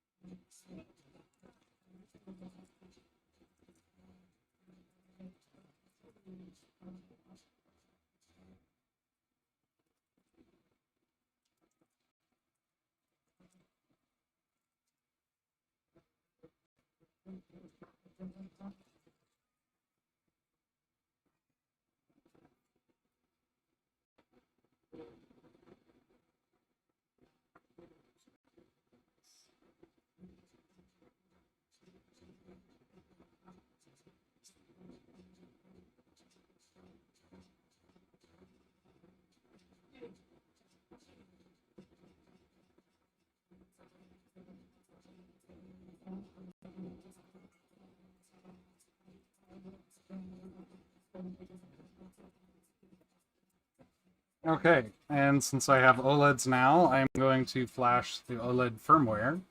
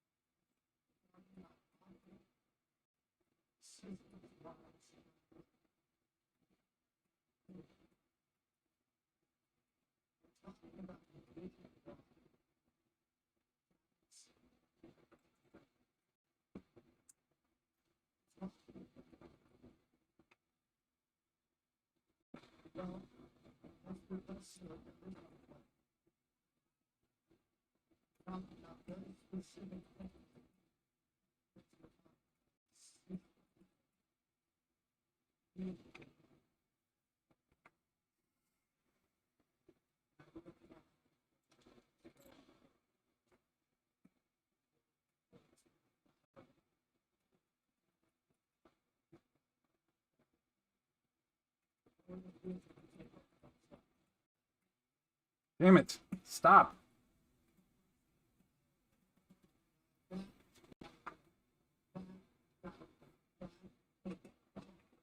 Okay, so it's definitely the keyboard. I don't know what's doing that. You can't see what I'm dealing with, but I'm having a lot of like lag and repeated keystrokes for some reason. And it seems to be related to the actual my other keyboard that I have hooked up here.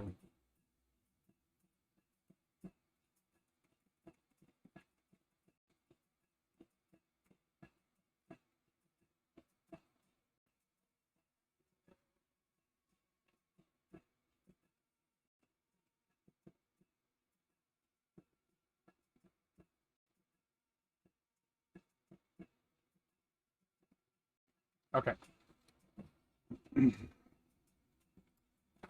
now I am building the firmware so that it has the OLED support. We'll flash that, and if that works fine, then what we can do is put it all together.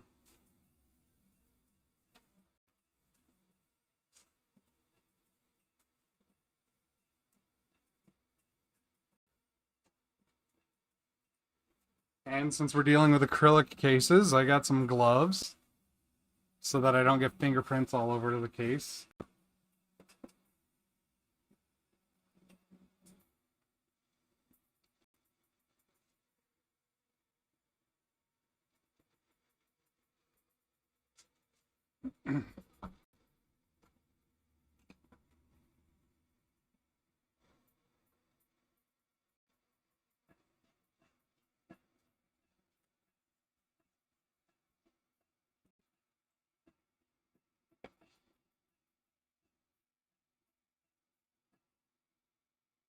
And while that's building, I'm going to clean up some of this mess.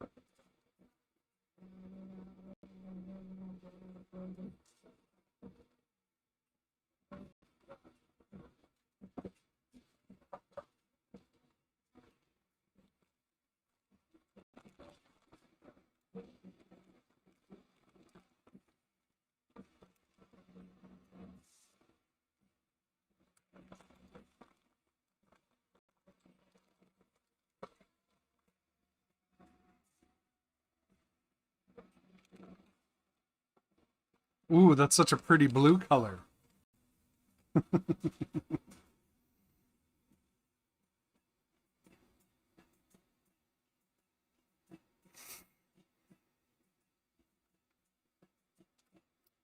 believe this is the first time I've ever done chalk switches with an acrylic case.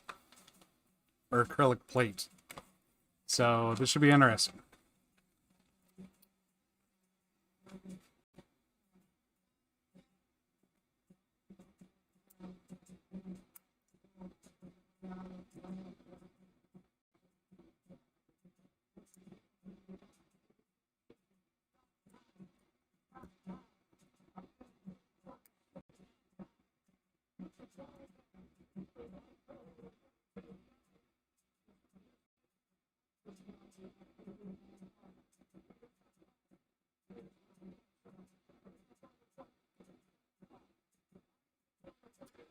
Wow, that is just barely sticking into the bottom there. This is going to be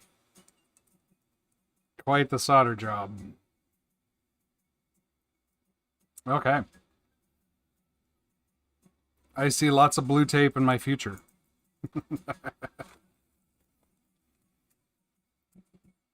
Okay, so the firmware is built.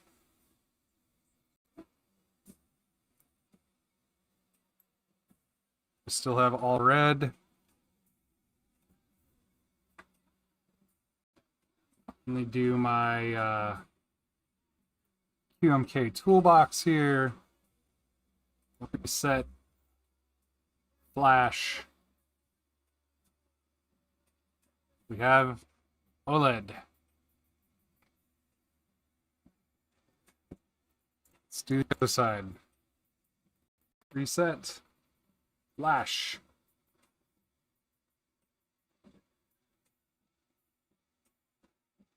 OLED. Now let's hook it up so both sides can be on. What did I do with my cable? There's my cable.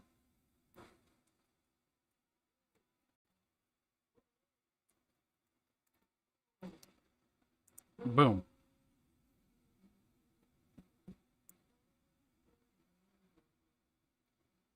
Kyria, MK firmware. All red. We're good to go.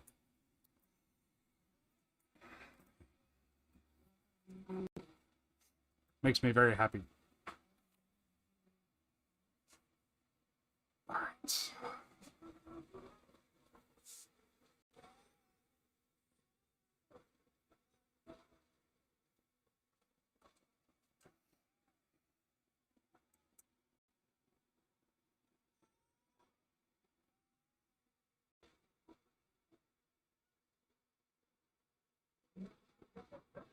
Actually, before I start putting that stuff together, I'm going to get some blue tape ready to stick, because this will be really hard to dig out.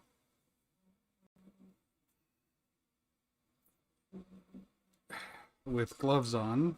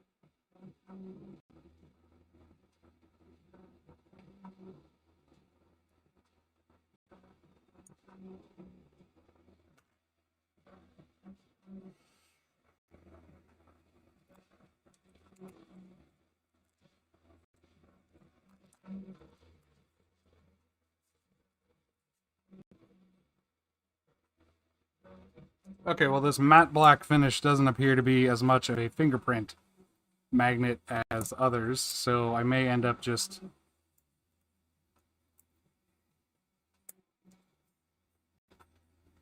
taking my gloves off to make it a little easier to work with. These chalks actually snap pretty nicely into this plate.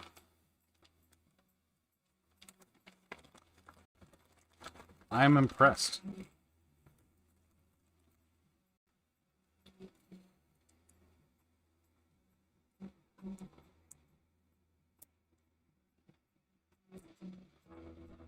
Go away.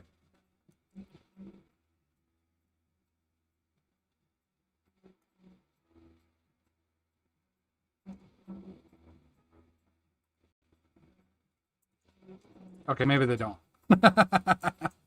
I spoke too soon. Did someone say famous last words earlier? Yeah, famous last words again.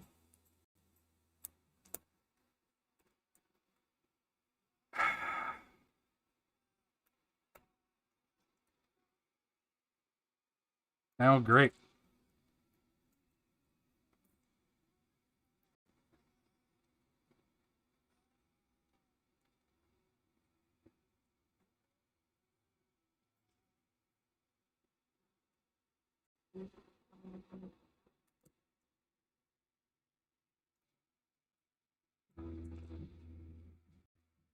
Let me see. Yeah.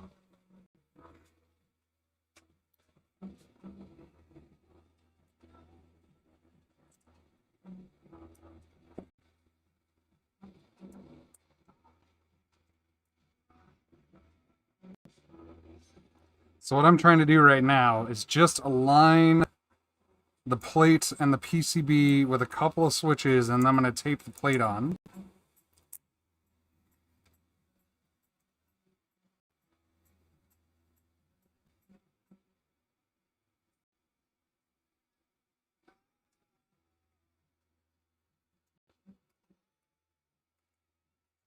And try to get a little bit of squeeze pressure on there.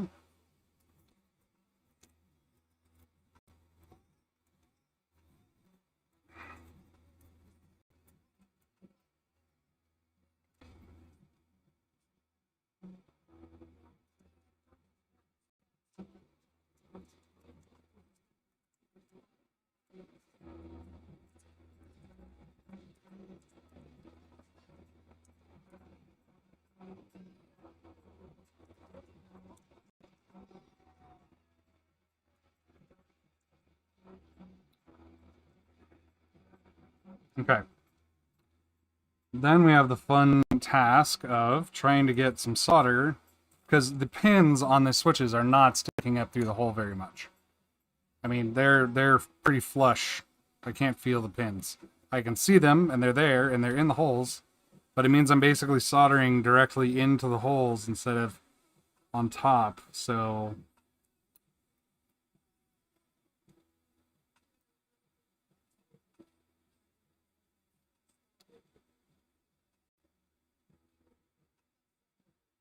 Okay, this is too far away.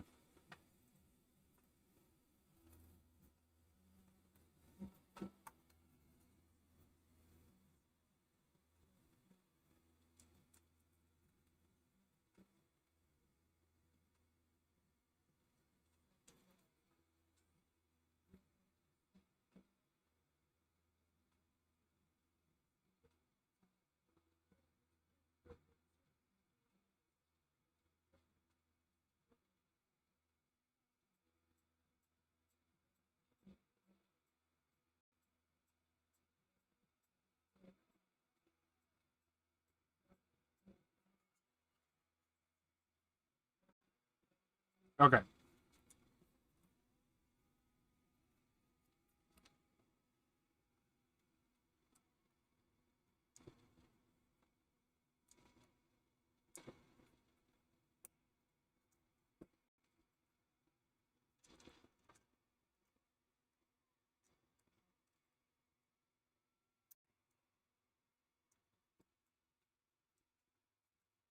This is going to be a very nice looking board. I'll tell you that right now. But I think they're going to be sad because there's not going to be much in the way of underglow, because it's a matte black base plate as well.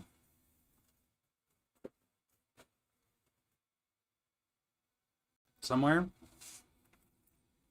Have we got the base plate somewhere? Oh, no, it's not. No, never mind. It's a clear base plate. So, okay. Never mind. This is going to be a very nice looking board. Black keycaps, pearl red switches. This matte black case is really sharp looking.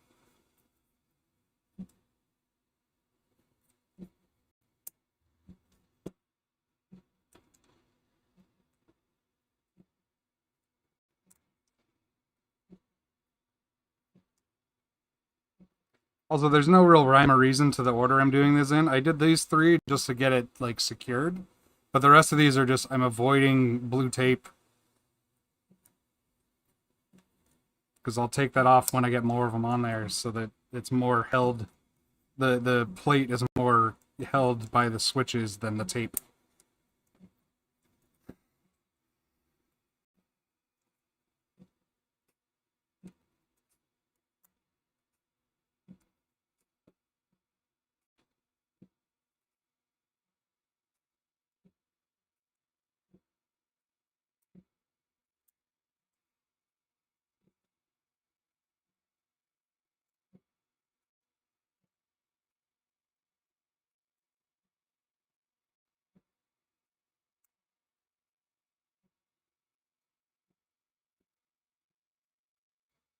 Yeah, I might have to build one of these myself, for myself.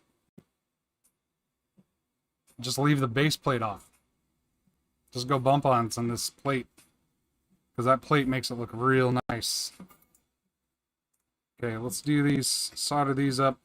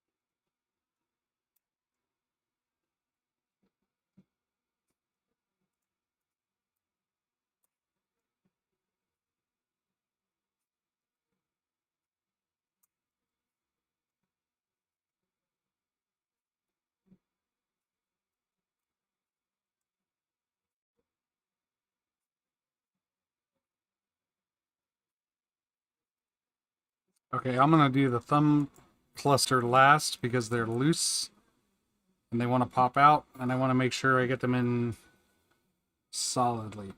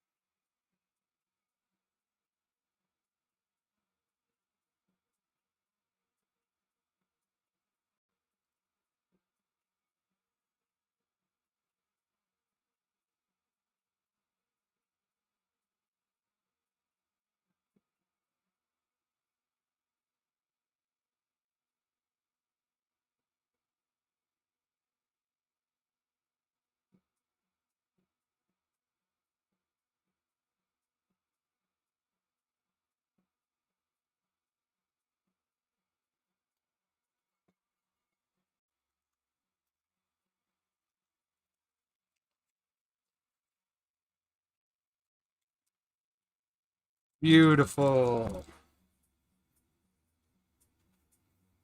Okay. See the other one.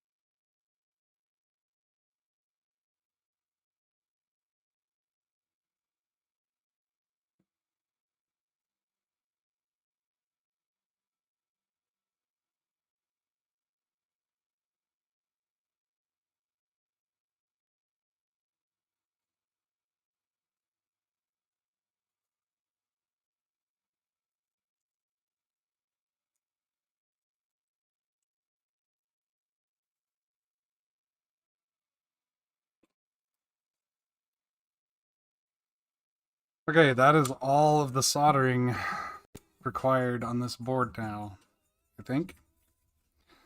So it's a matter of assembly.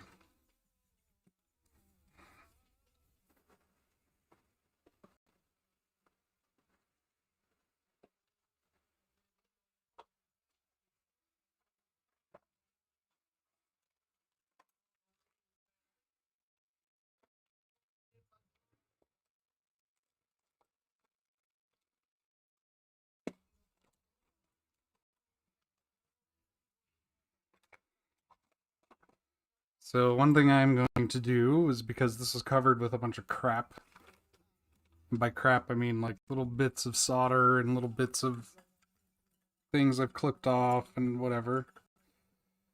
I'm going to move that so I have a cleaner surface to work from.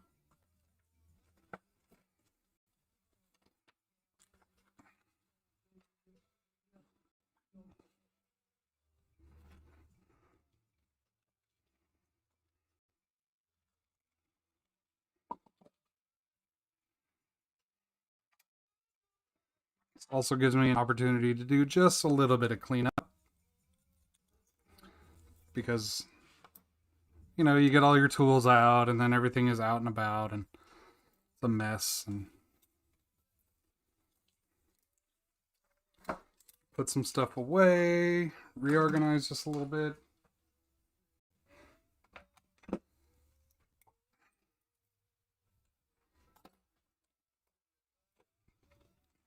There are 3 extra switches for this person.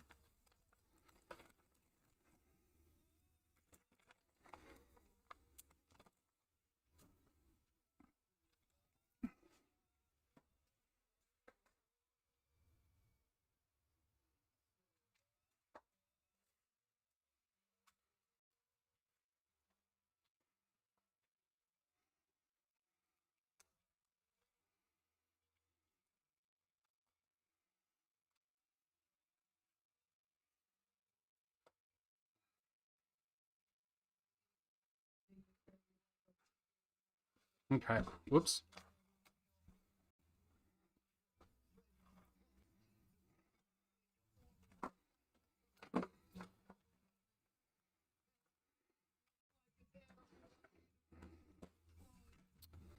So we've got our completely soldered board.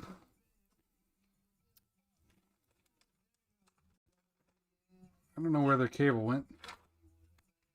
Pretty sure they ordered a cable.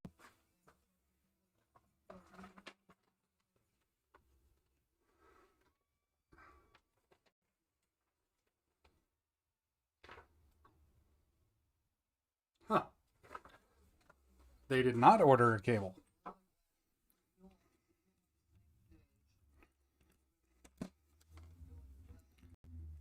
Just to double, triple, quadruple check that everything is still working.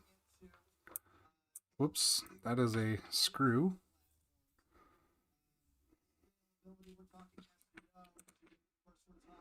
Okay, we got Kyria. For some reason, blue on the reason side. That is a common thing, I think. First time you plug it in, you get blue. It's working. Good. That's my cable. This is my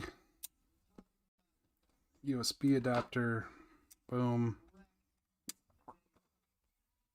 Okay, so here are the OLED covers, and here are the bottom plates.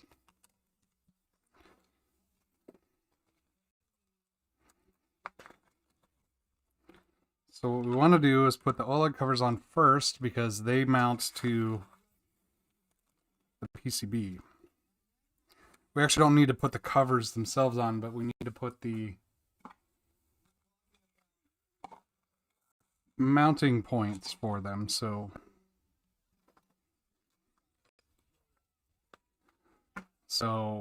these longer spacers are for the OLED covers. And there's 2 of them on each side for a low profile case.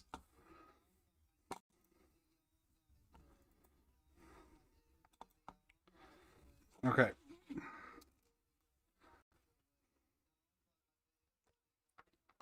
Uh-oh. What, did I miss something? Did you catch something that I missed, or that they just didn't order a TRS cable? I checked the invoice. There isn't one on there, so.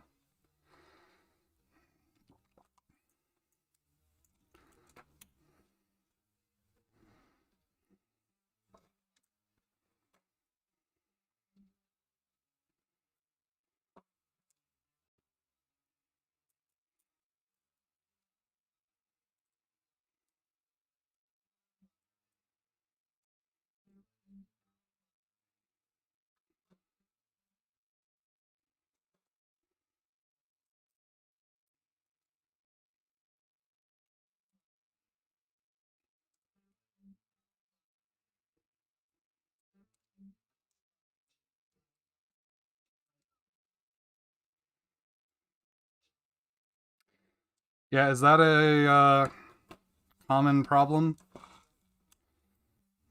Something with the newer revision of the TRS cable or something? Or not TRS, but of the Elite C? Because there are two different Elite Cs on here. Because one of them that I got from Thomas was bunk.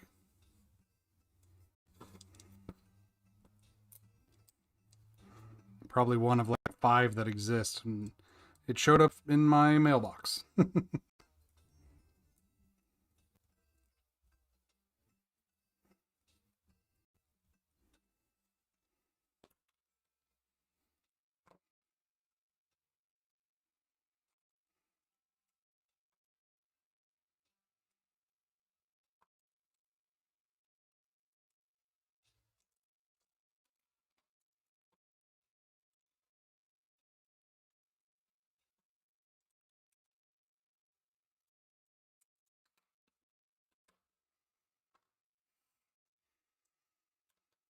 Okay, so that's that.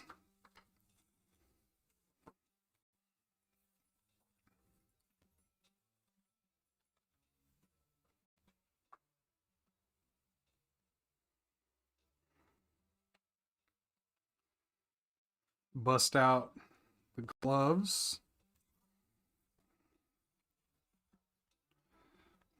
So there's a little trick with the acrylic plates,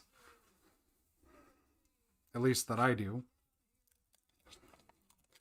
So I'll peel the side that I can't peel after the fact.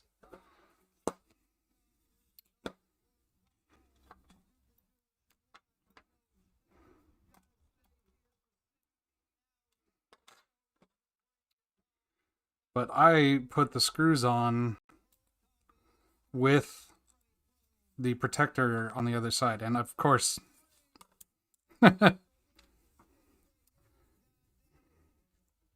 here I am trying to keep my fingers, my grubby fingers, off of the thing. And I grab it such that. But, anyways, I put this on.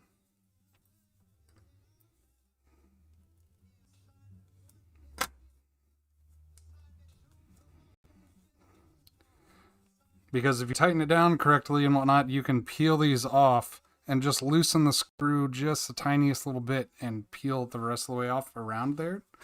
And then you leave this on as long as you can.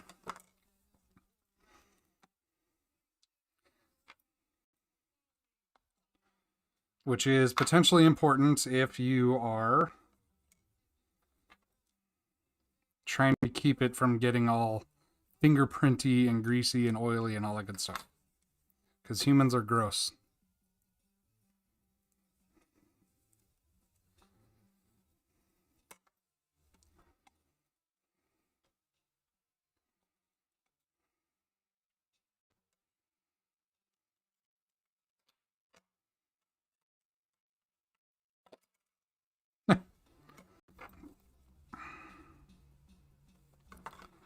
Yeah, the lack of TRS is a little bit worrying because it's like, well, you kind of expect a fully complete keyboard when you order it. But at the same time, it's not one of those things that you need to like solder after the fact or whatever. They might already have one. I don't know. I don't make the orders or fulfill them. I am just building the keyboards.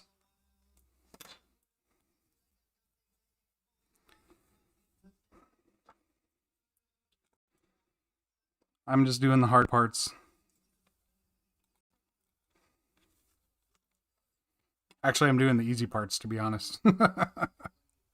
Soldering is not the hard part of delivering a custom keyboard order.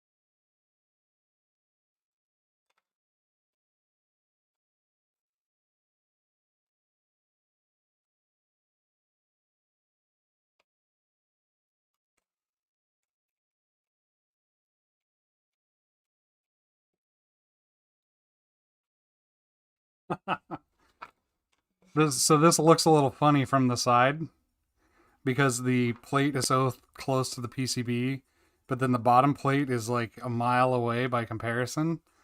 It's just kind of looks a little bit goofy, if you ask me. But I'm the guy who runs, you know, a low profile, just a PCB, no plate, no case.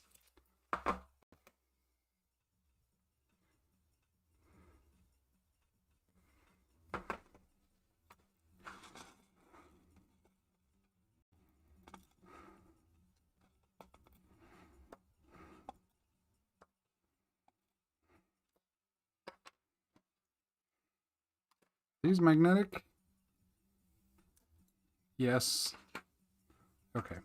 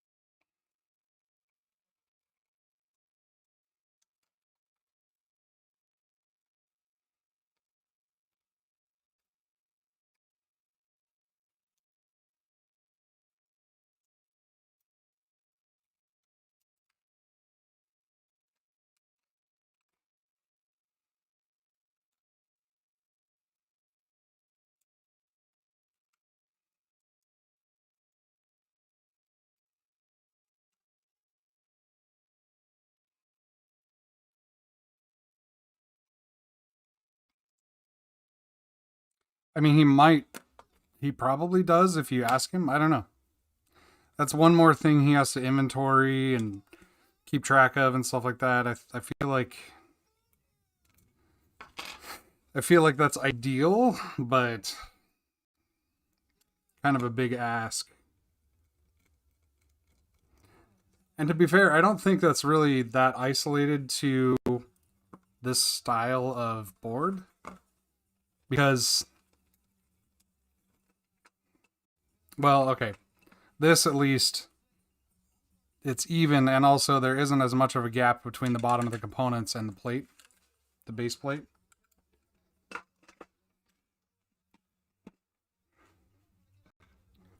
But yeah.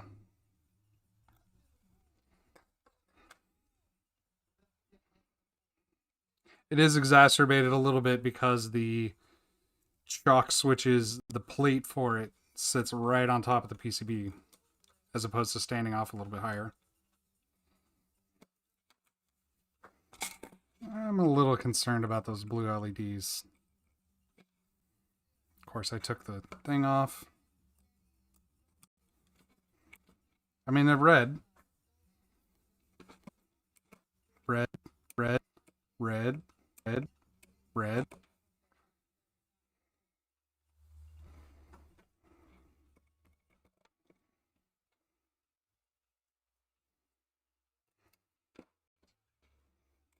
Red, red.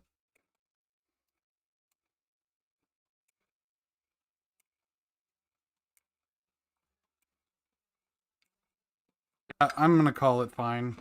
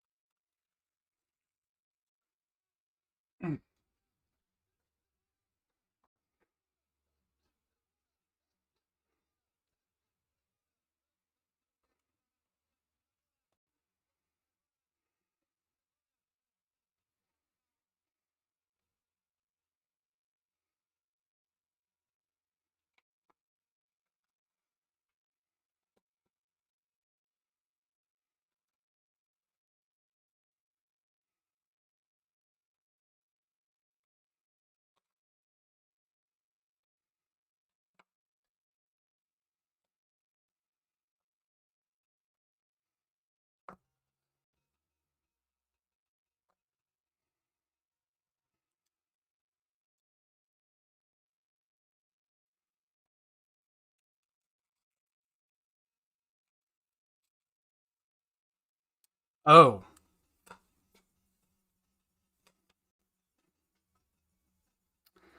Well, that's fun to find out. So this is actually for the left half because it's got the split KB logo etched into it. It'll work on the right half, but it'll be backward. Okay, so that means I get to take this off.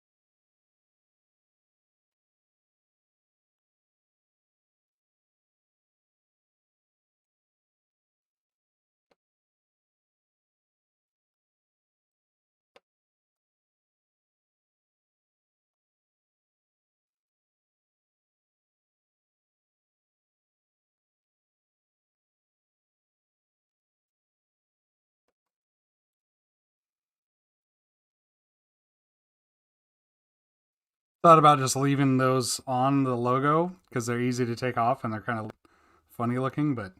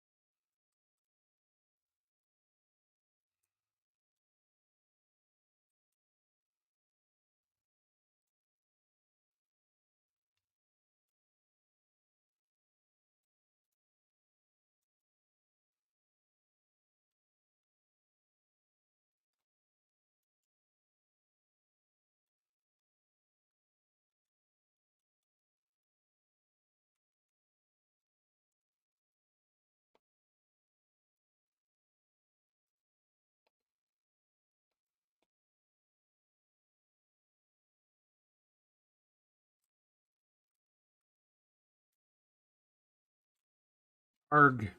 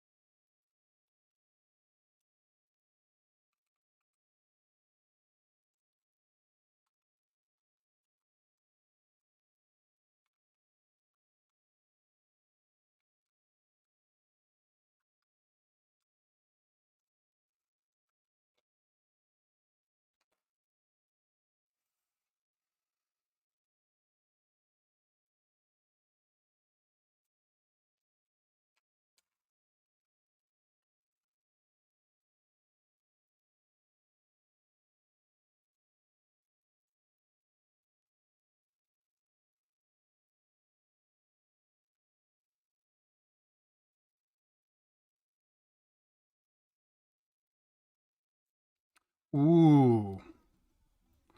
This is a smoked acrylic OLED cover. Nice. Whoops. Okay.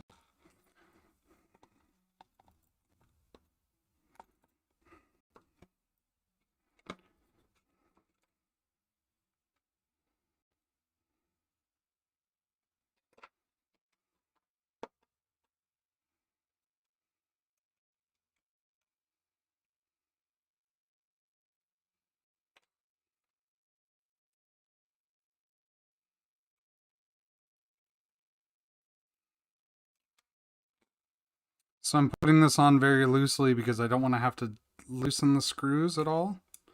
Because if I loosen the screws at all, I might loosen them from the bottom, which I can't get to anymore because of the case. So, just threading them in to hold them in place. And then I'm going to take the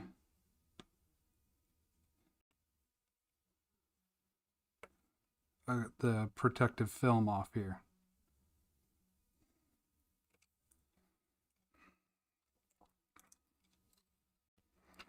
And then we'll screw it down.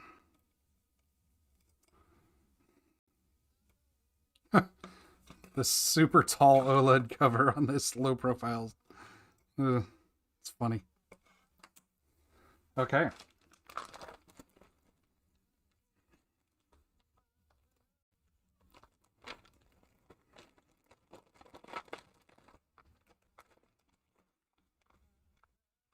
Well, no. Before I go nuts putting caps on, let's do the other side real quick.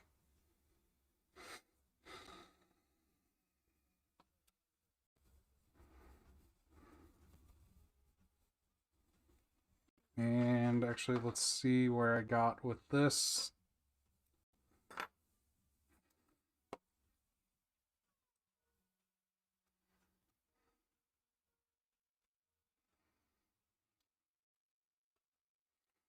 Okay, so this needs to be flipped over. Okay, that's right.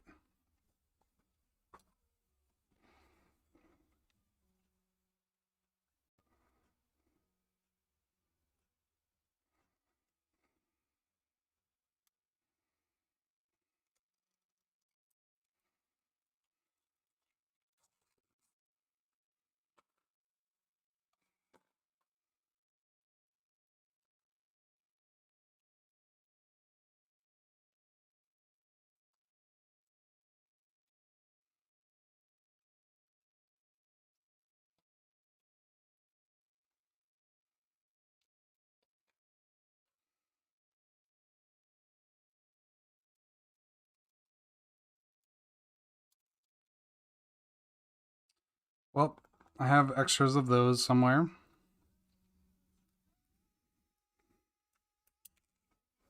And that one didn't fall. Almost did.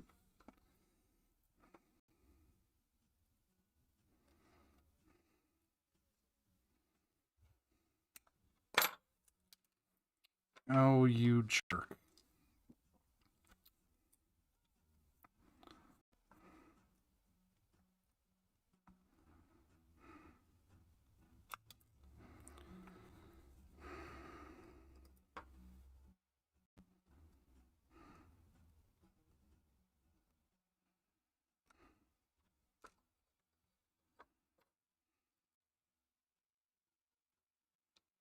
Let's see if I can actually do this.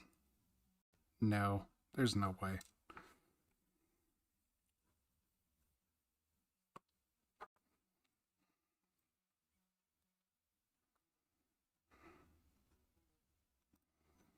There.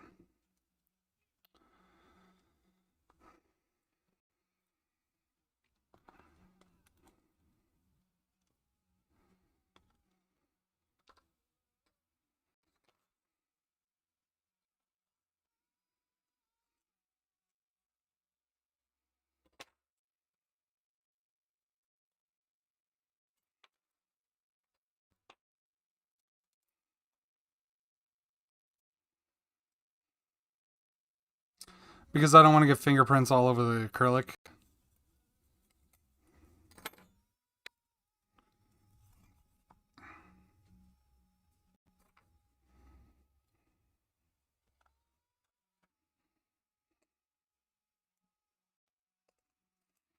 trying to keep things tidy because it's not mine.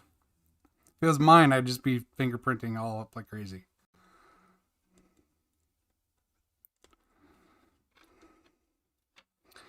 And yes, I know I could clean it off afterward, but I'm lazy. And yes, I know it would probably be easier to clean off afterward than struggle with this, but I'm also not particularly smart.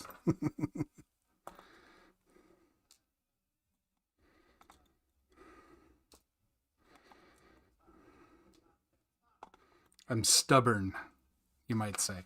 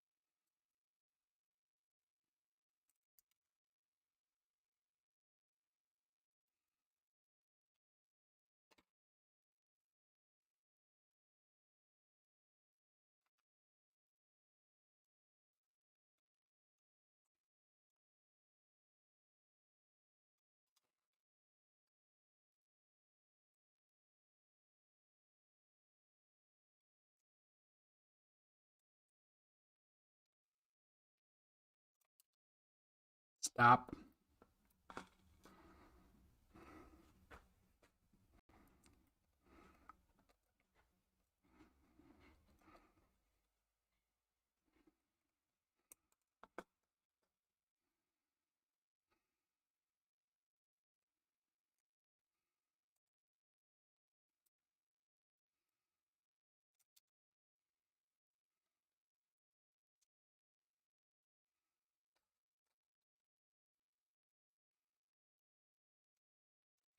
I just had a thought.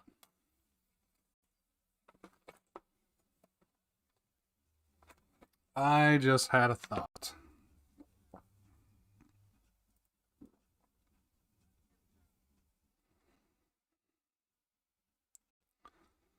It doesn't need to actually twist it, but it looks like it might.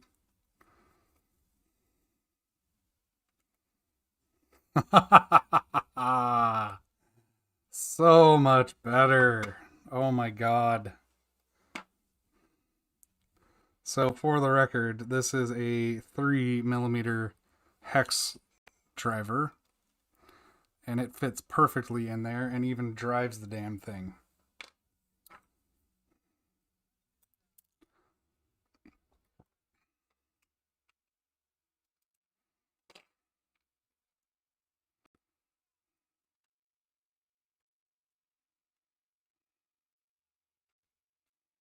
At least good enough to get it threaded on there enough to work with it, you know?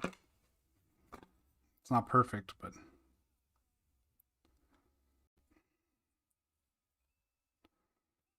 better than trying to use tweezers to do it.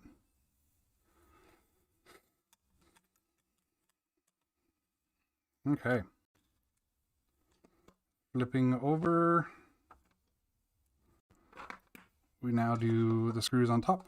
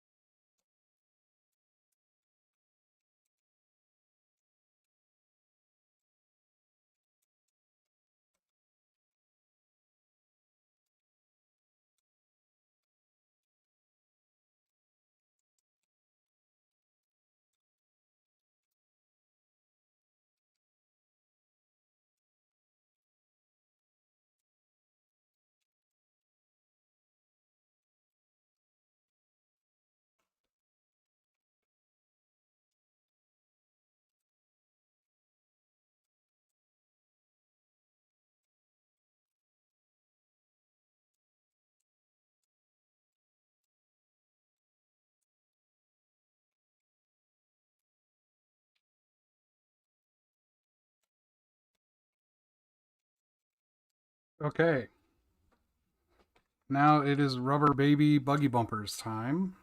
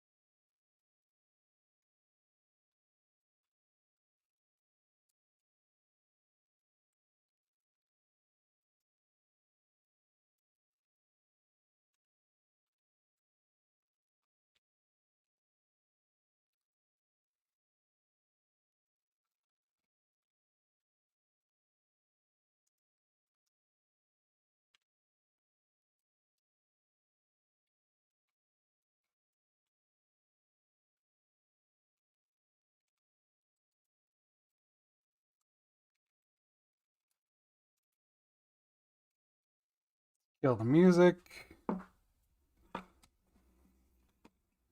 Kill the audio filter so you can actually hear the keyboard. Properties. No, wait. Filters. Noise suppression. Now you can hear everything. And let's fire up monkey type.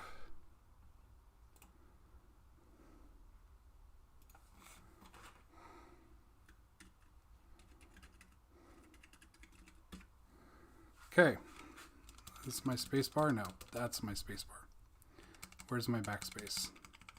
There. This is going to be weird.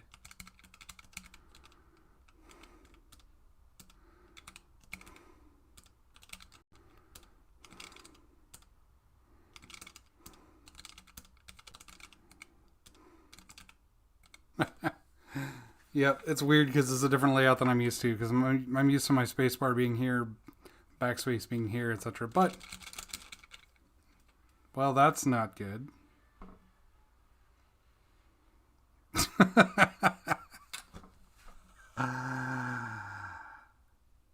And this is why we test things, right?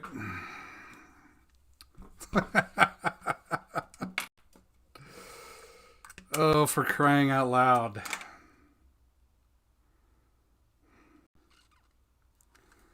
Okay, I have a feeling I'm going to want to just put a bunch more solder in each of these because that was soldered.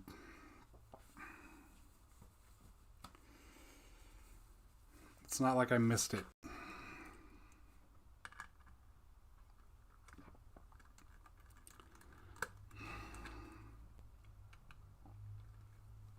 Okay, fire up the iron again.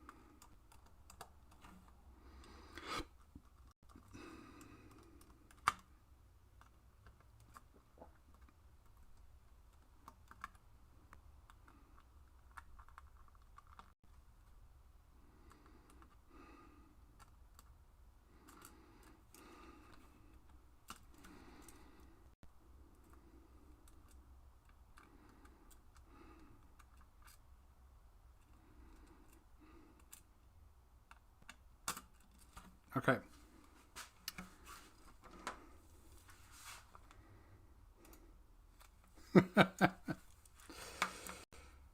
Whew.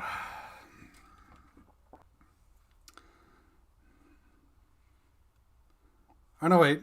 No, that one wasn't soldered. That one wasn't soldered. Okay. Okay. That one wasn't soldered.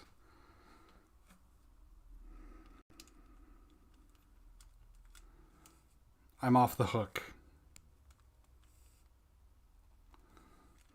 I mean, it's my fault, but at least, like, I'm not sitting here going, man, I have to redo all of these. No, just means I need to fix the one that wasn't soldered.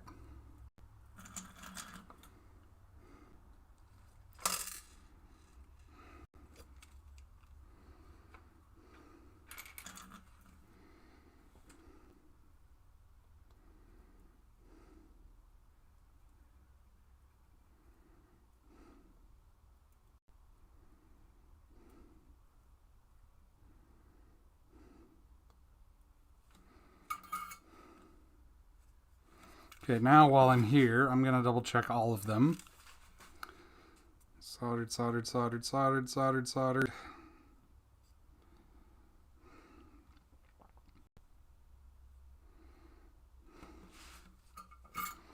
Let's see.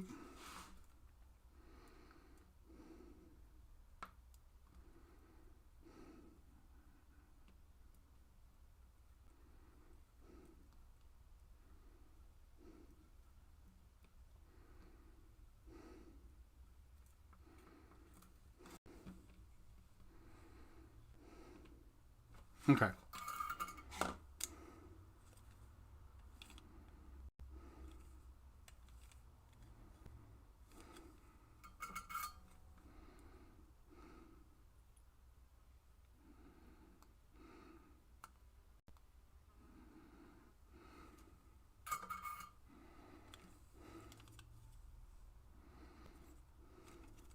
Let's double check the other side. That one's miss. Oh, shit. Okay, well, I nailed all the LEDs in one and then forgot switches. Oh well.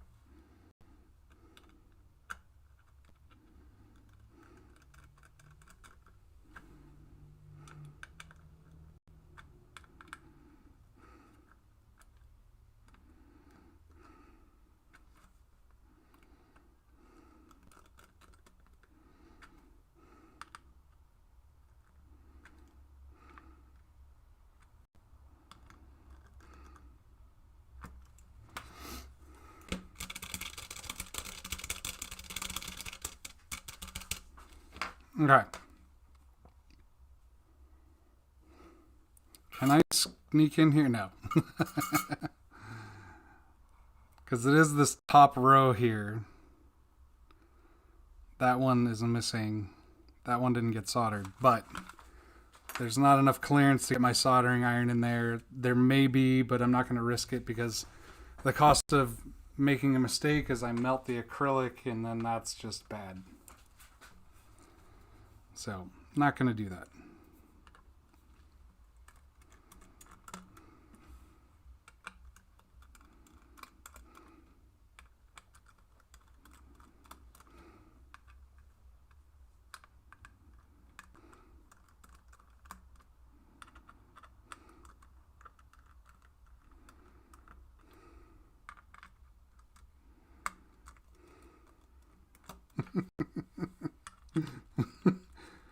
Oh, I'm gonna have to go back and look at that though.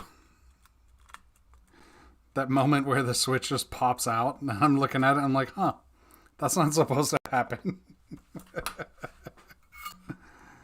Oh dear. Kind of wish I had a face cam for that to be like, so I could have seen the look on my face when it happens.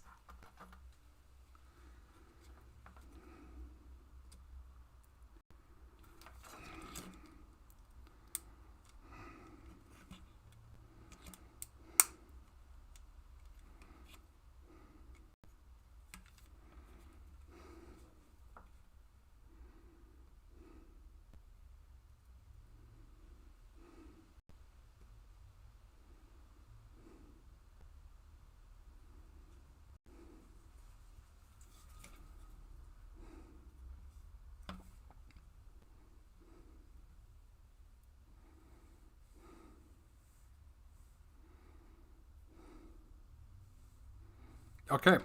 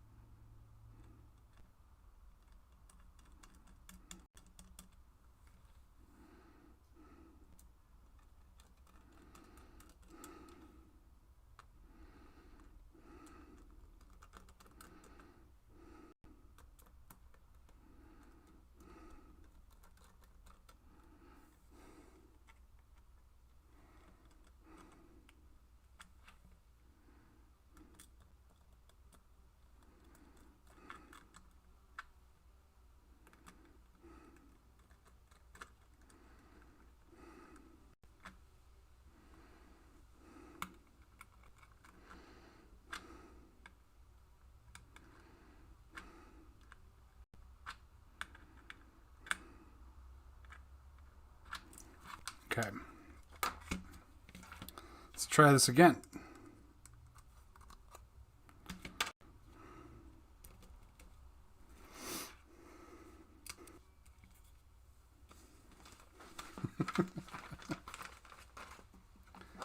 Does YouTube have clips? Somebody clip that kind of thing?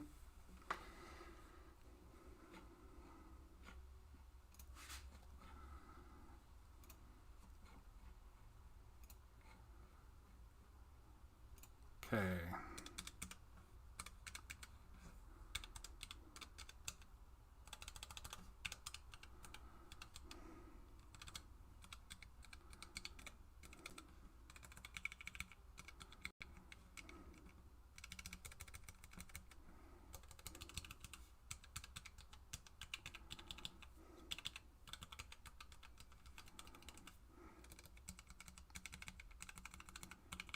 Okay, everything works.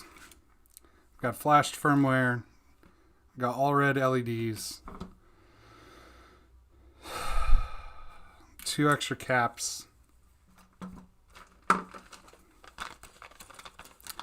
I think I'm going to call this one, but let me just double check the invoice.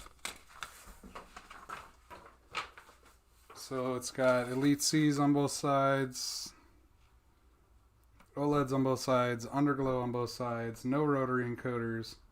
It's got Pro Red chocks and MBK chalk caps. Okay. That is a complete keyboard. Now time to eat this person's stroopwafel. No, I'm just kidding. I'm not going to do that.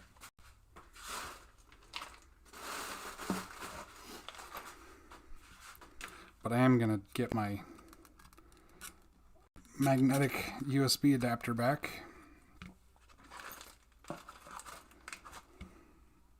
If I can get the damn thing out. There we go. And my cable.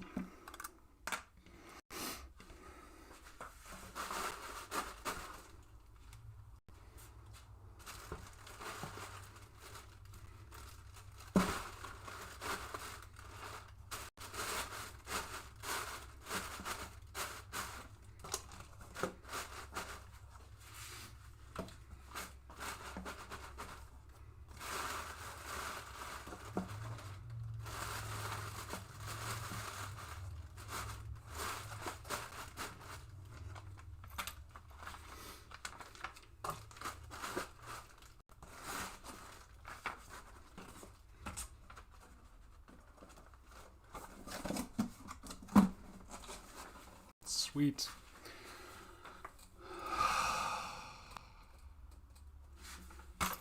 Yeah, I should probably take a picture. Give me just a second.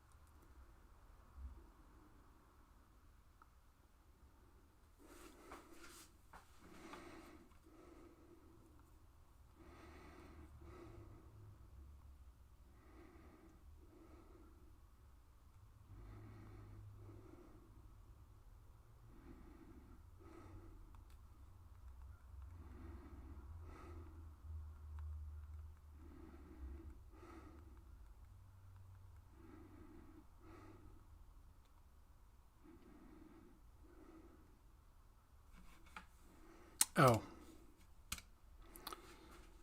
Well, whatever.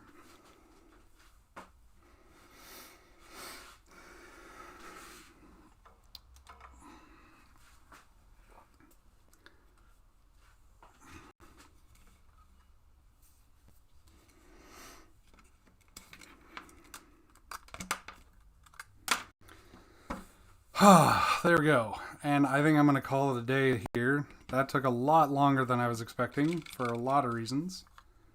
But it's done. And I feel good about that. And I have now 1 million extra plastic baggies.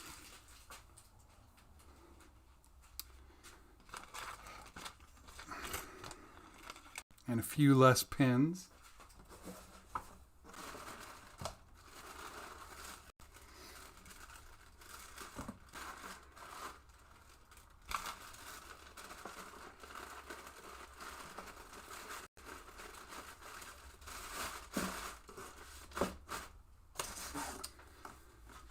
And yeah, I think I'm going to call it a day here. This was fun, as usual. And that's a really nice looking Kyria. I think I might have to do that. I think I may have to build one of those. I am kind of waiting for metal plates from Thomas. But maybe if I run out of builds, because I've got a ton of keyboards, of not just these 4, but like I have a ton of keyboards of my own that I want to build, that I already have. If I start running low on those, maybe I'll pick up another Kyria before Thomas gets his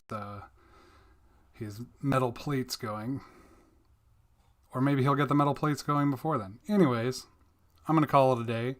Thanks for sticking around. Thanks for laughing at my dumb mistakes, because if you don't laugh, what are you even doing?